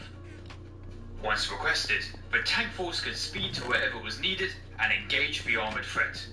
Now, those lovely tactics I just taught you, well, total garbage. In theory they are good, but in practice it was completely disregarded in the European theatre. The American TD theory was based around countering Blitzkrieg, the German lightning warfare. The Germans would focus their armored forces on a small section of the front. Once the front was broken, mobile divisions such as light tanks and motorized infantry would flood through the gap. Germany wasn't doing so good in 1944. Full-scale assaults across the Eastern Front from the Soviets, the occupation of Italy while also holding back the Allied landings in the southern half of Italy. Add to that D-Day and bam, there's a new front in France. Apart from a few large-scale counterattacks, Blitzkrieg was dead. The Germans were on the defensive. Although I refer to the M18 as a TD, it could be used as artillery when needed, either because there was no enemy armor to engage, or due to shortages with heavy artillery shells. The M18 could provide light artillery fire as a stopgap measure with its more common shells. This is a slight sidetrack, but being used as an artillery piece led to the unforeseen situation of cannon wear. Crews had to be trained on how to change their cannon barrels after they were worn out from overuse. An M10 battalion in Italy, late 1943, went for looking at the Italian mountains, how would they engage over those? Having to constantly fight through mountains must seem like a pain. Rather similar to the M10, and that's because the M18 was an evolution of the M10. The M10 had several issues, one being weight distribution. There was an urgency to get a tank destroyer into production, which meant that the M10's issues had to be addressed later. As production was underway, attention was given to some of these issues. One such issue being, the M10 cannon was rather heavy. This caused issues with the turret not being able to turn on uneven surfaces. That thing looks fast. Field modification proposals were put together and they're driving it backwards too, that's interesting. Versions. By adding more weight to the rear of the turret, the weight on the turret ring would be more evenly distributed. While it did increase the overall weight of the vehicle, it was rather necessary. I'm very close to getting done with transferring everything out. 50 cal on the M10. It's a tank destroyer. It didn't need a machine gun, but it was added. Yeah, tank destroyers usually sit in the back and just launch big ass cells, right? Weight and balance reasons. The M18 was lighter and faster than the M10. A well-executed evolution, genuinely loved by its crews and recognized as being a well-balanced tank. Let's cover some of the good points about the M18, and one of them being it's open-topped. Open-topped vehicles have amazing visibility in all directions. Well, when not under fire. All-round vision is important. I'd say when you're not getting shot at 24/7. 360-degree vision cupola onto almost all of their tanks. Even some of the tanks that were captured had them added. In tank warfare, normally whoever got off the first shot won, so spotting the enemy first is crucial. Electric turret rotation. The M10 took over 80 seconds to do a full rotation, very slow. The M18 still had a hand crank, but now also an electric drive, significantly speeding up turret rotation. The gunner would use the electric drive to move the gun over a large traverse distance, and then make final adjustments with the hand crank. Anyway, enough about me singing praise for all its good points, let's cover some of the bad points too. One of them being that light German anti-tank guns could penetrate the armor easily. Even the obsolete 3.7 gun. Yeah, big tank is... Tanks aren't just about having big guns, you have to have big armor too. As I mentioned earlier, it comes with its downsides too. Being open-topped meant the crew were vulnerable to light arms fire and artillery. Snipers or infantry could rain fire down on the crew who had no cover in their vehicle. In the firepower department, the M18 had a rather powerful gun, a 76mm cannon. It couldn't penetrate a Tiger or a Panther from the front. However, life isn't a video game, and a few shots to the front of the turret would cripple a heavy German cat. The M36 is closer to a redesign of the M10 rather than an evolution of the Hellcat. Again, yeah, if you don't have armor, you're gonna have issues. You have to have equal armor and equal firepower. In the infantry department, the M18 is not so good. The only secondary weapon. That's the thing about tanks. A lot of people think, oh my gosh, it's all about guns, you know. Yeah, but it's also all about armor. If you're not protecting yourself, you're not succeeding. Let's move on to the next vehicle. Okay. M4.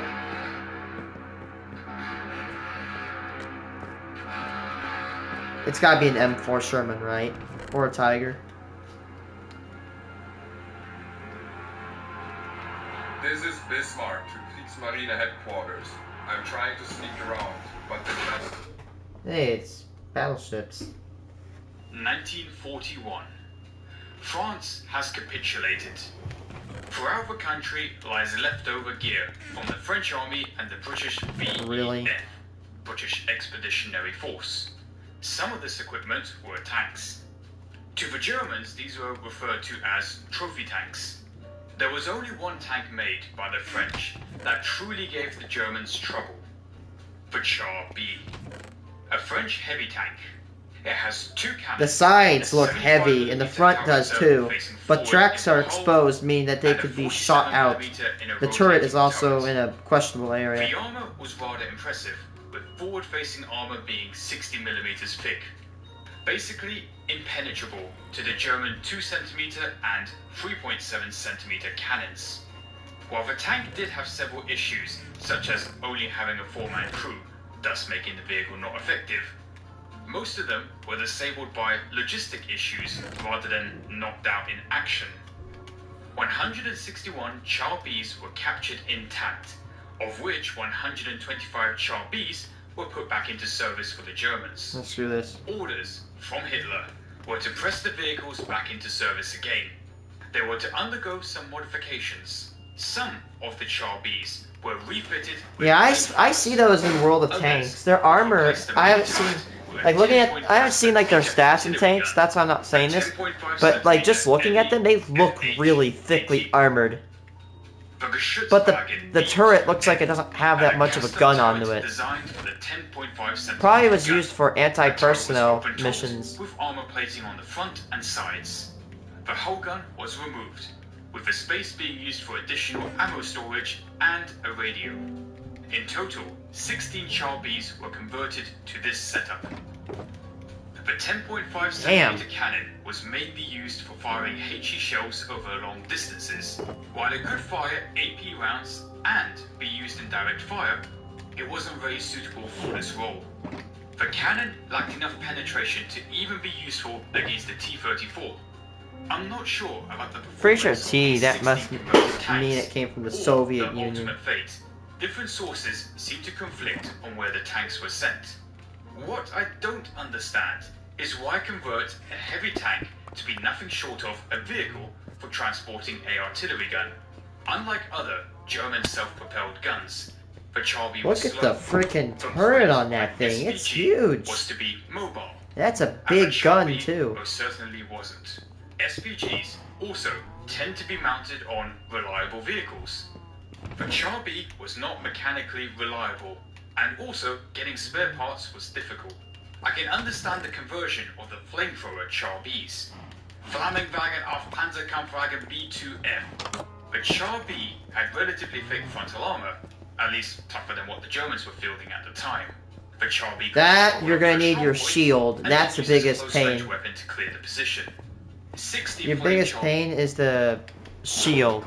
You need to craft this by opening up a not just opening up, but making a Cyclops. Yep, Cyclops. What I meant to say.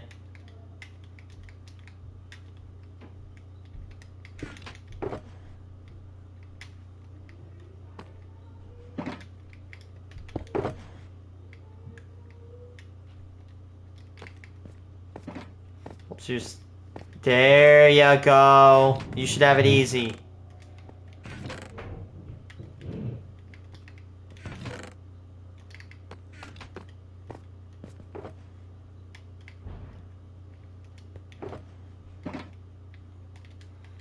Yeah, you should have gotten out easy right there, because guess what? You just crafted yourself a piece of the puzzle before you needed to put it together.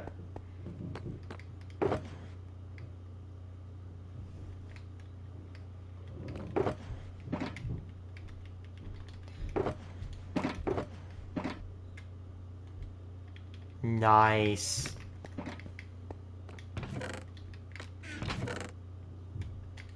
I actually love that idea.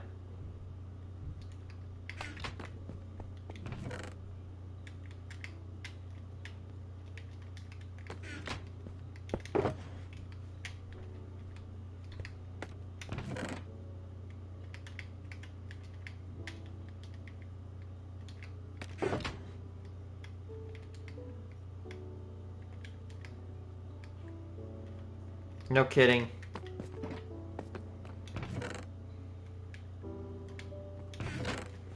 We're sorting. It's taking a long time for me to sort, but who cares, because guess what?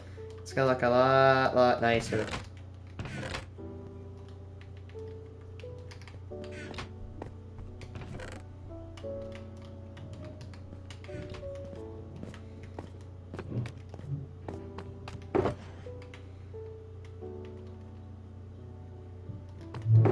Nice.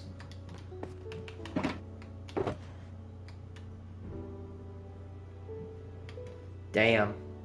Fortnite prop. We got Fortnite double pump back before GTA 6.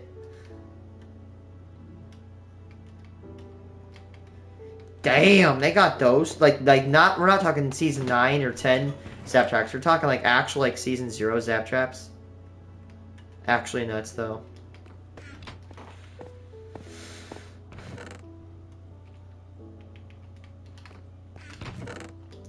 You want some armor, people?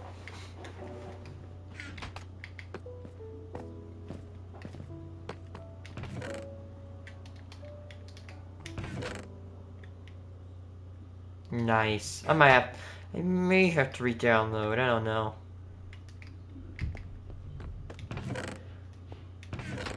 I will say, you know what? Maybe I might re-download, because I said, hey, and don't you dare hound on me for this. It wasn't a promise, by the way. But I said, hey, if they bring back OG, I'll consider picking the game back up. And you know what? Maybe I should make good on my promise. I'll see what it is like. The only problem is that, you know, the community's gonna change. It's not like I'm gonna go into the game and all the skills is gonna be low. No, you're gonna encounter people with more skill, because it's simple. We have a different game. We have a different game, but the same community.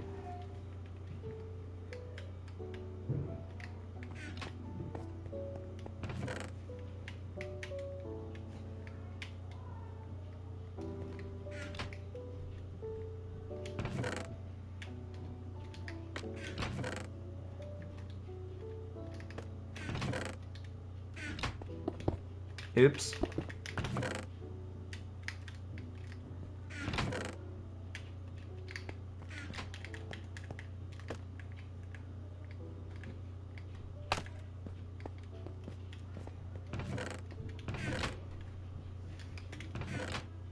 That sounds nice.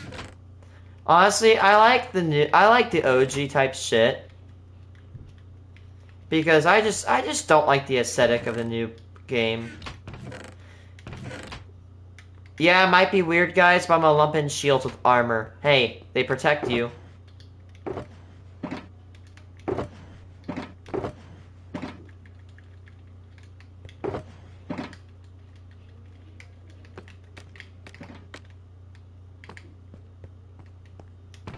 Dude, my gold reserve is so pathetic. Look at this. Iron is, like, cracked, though. Hey, that's what I can respect.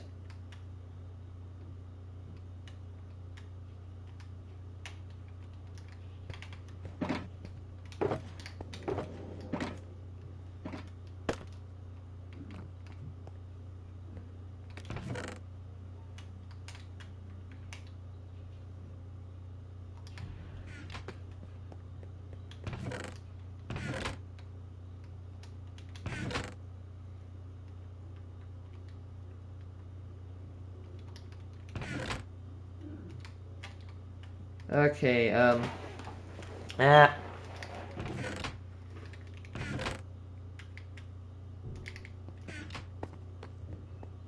decorations.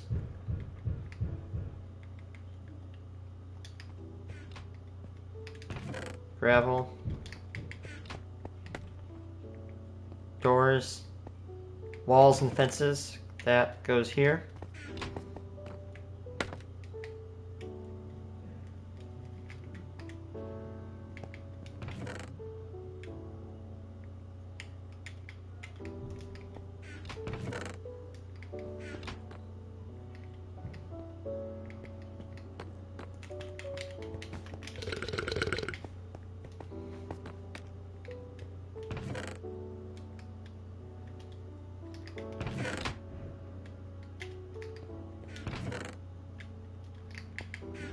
Pretty sure my redstone stuff's over here. Yep, it is.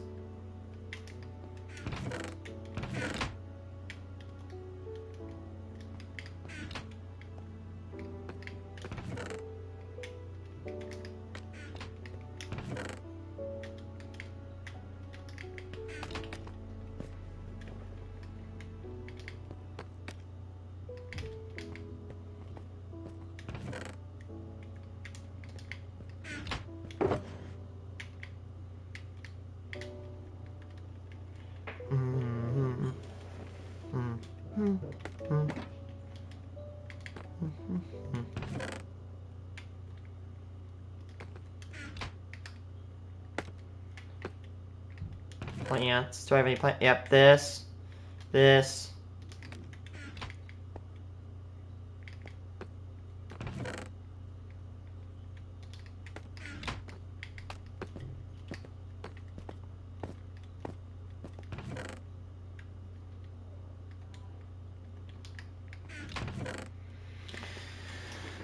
Build that.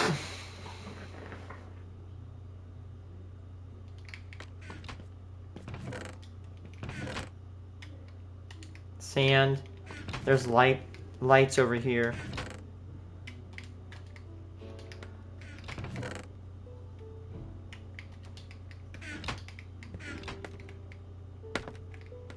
Redstone stuff, that's perfect. I hit that. Bam, bam.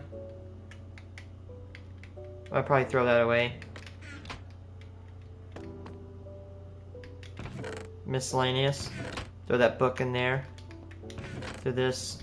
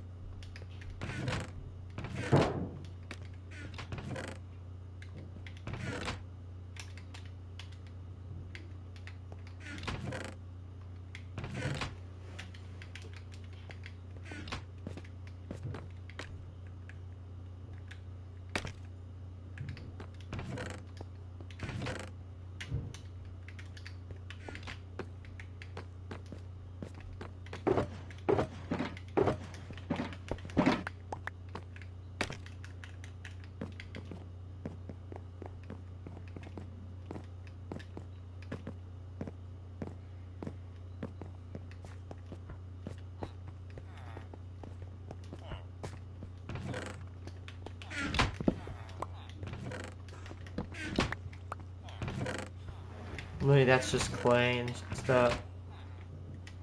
This is all junk I'm gonna get rid of.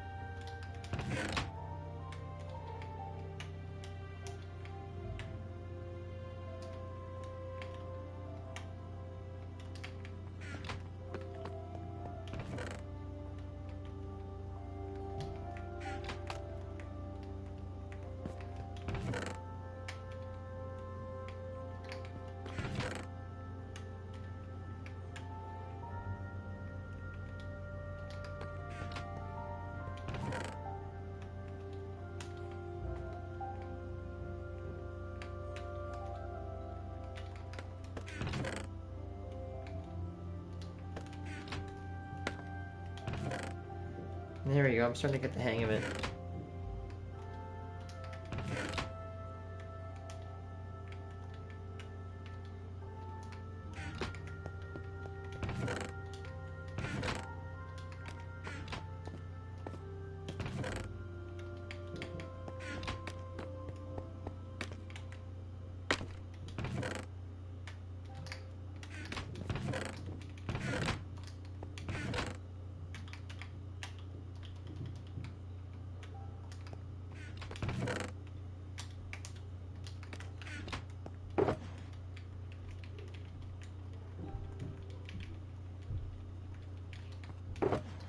So close.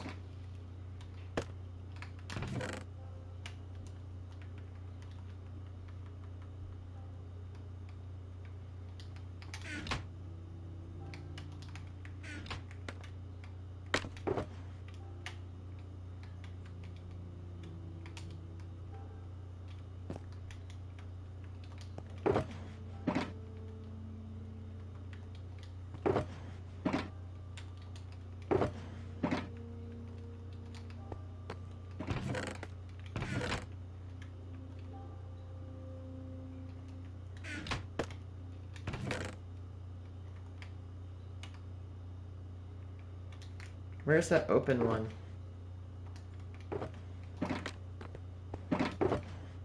There it is.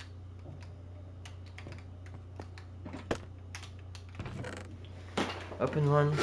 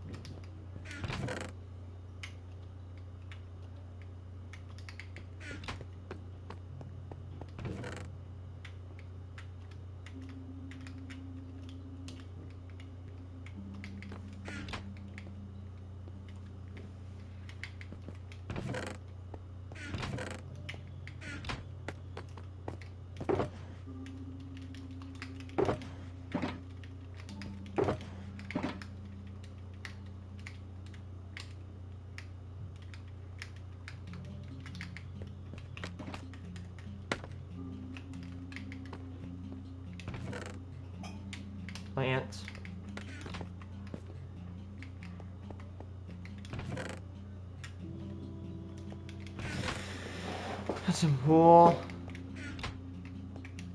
There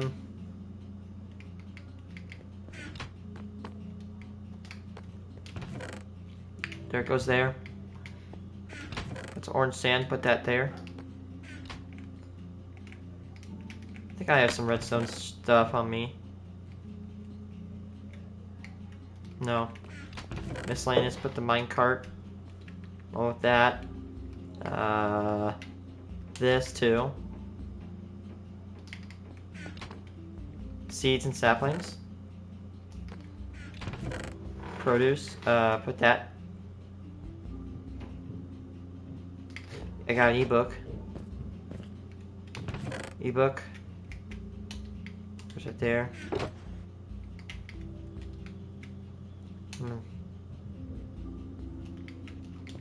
Tool.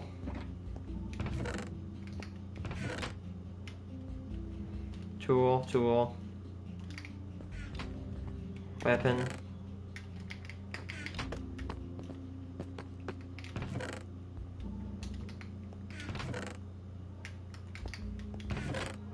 Iron.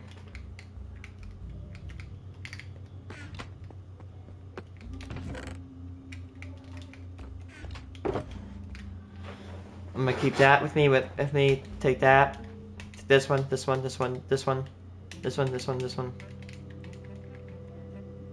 That's my personal tool.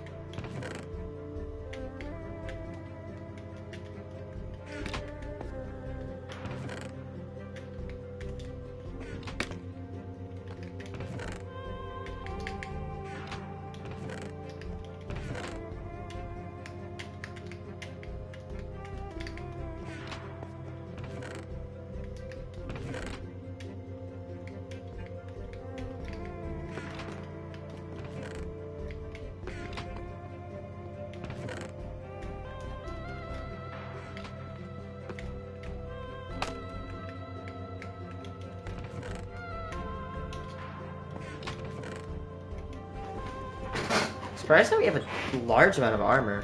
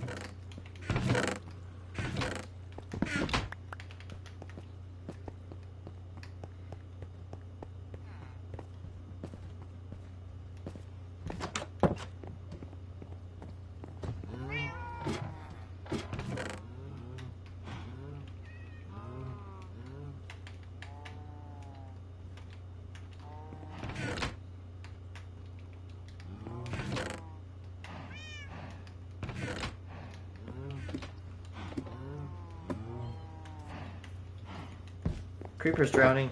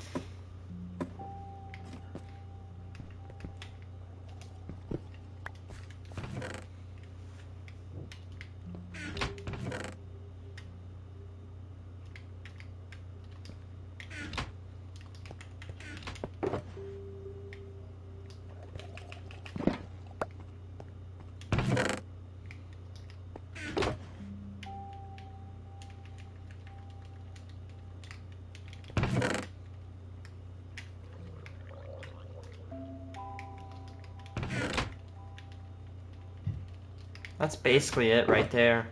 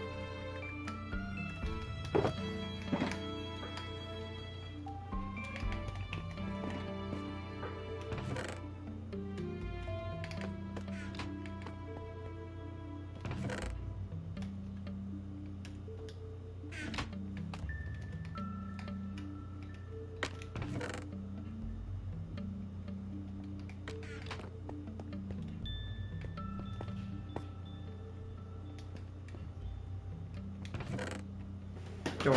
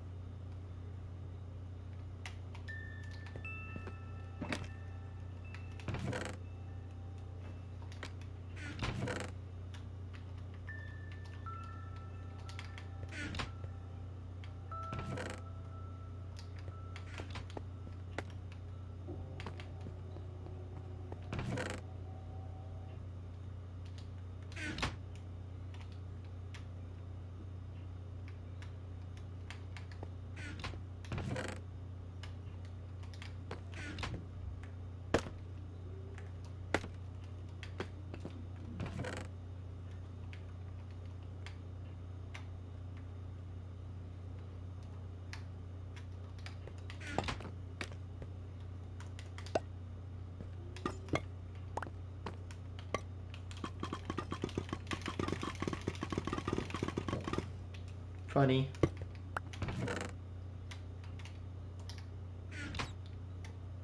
There's a creeper on top of that my ceiling.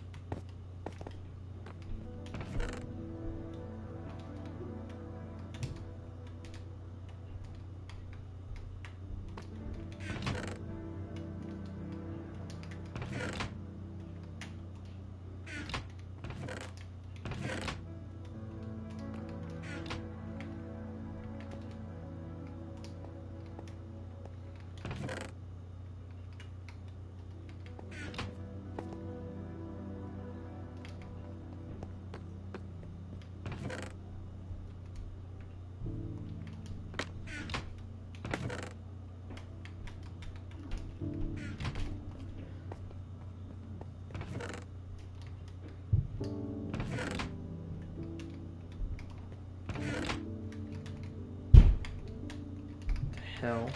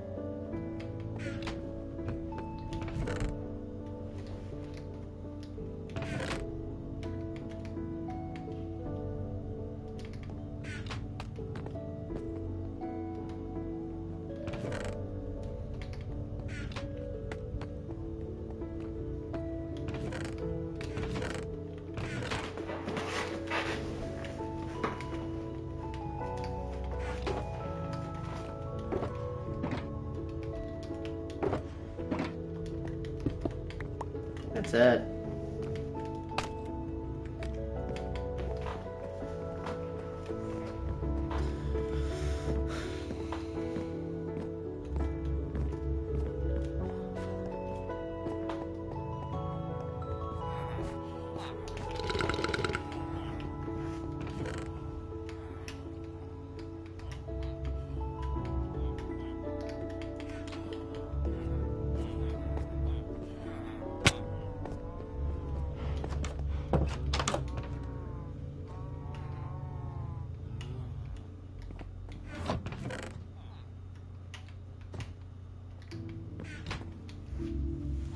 Everything's transferred.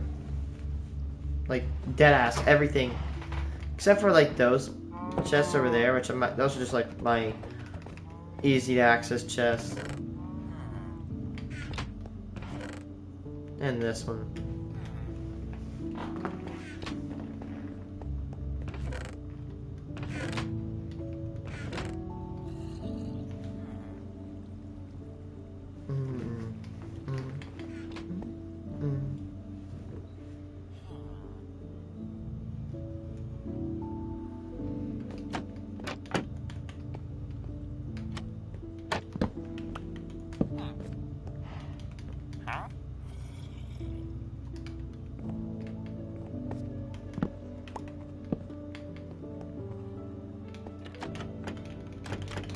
Actually, I'm gonna take a break. I did a good amount of work right there. I'm gonna take a little breather. I'll be back, guys.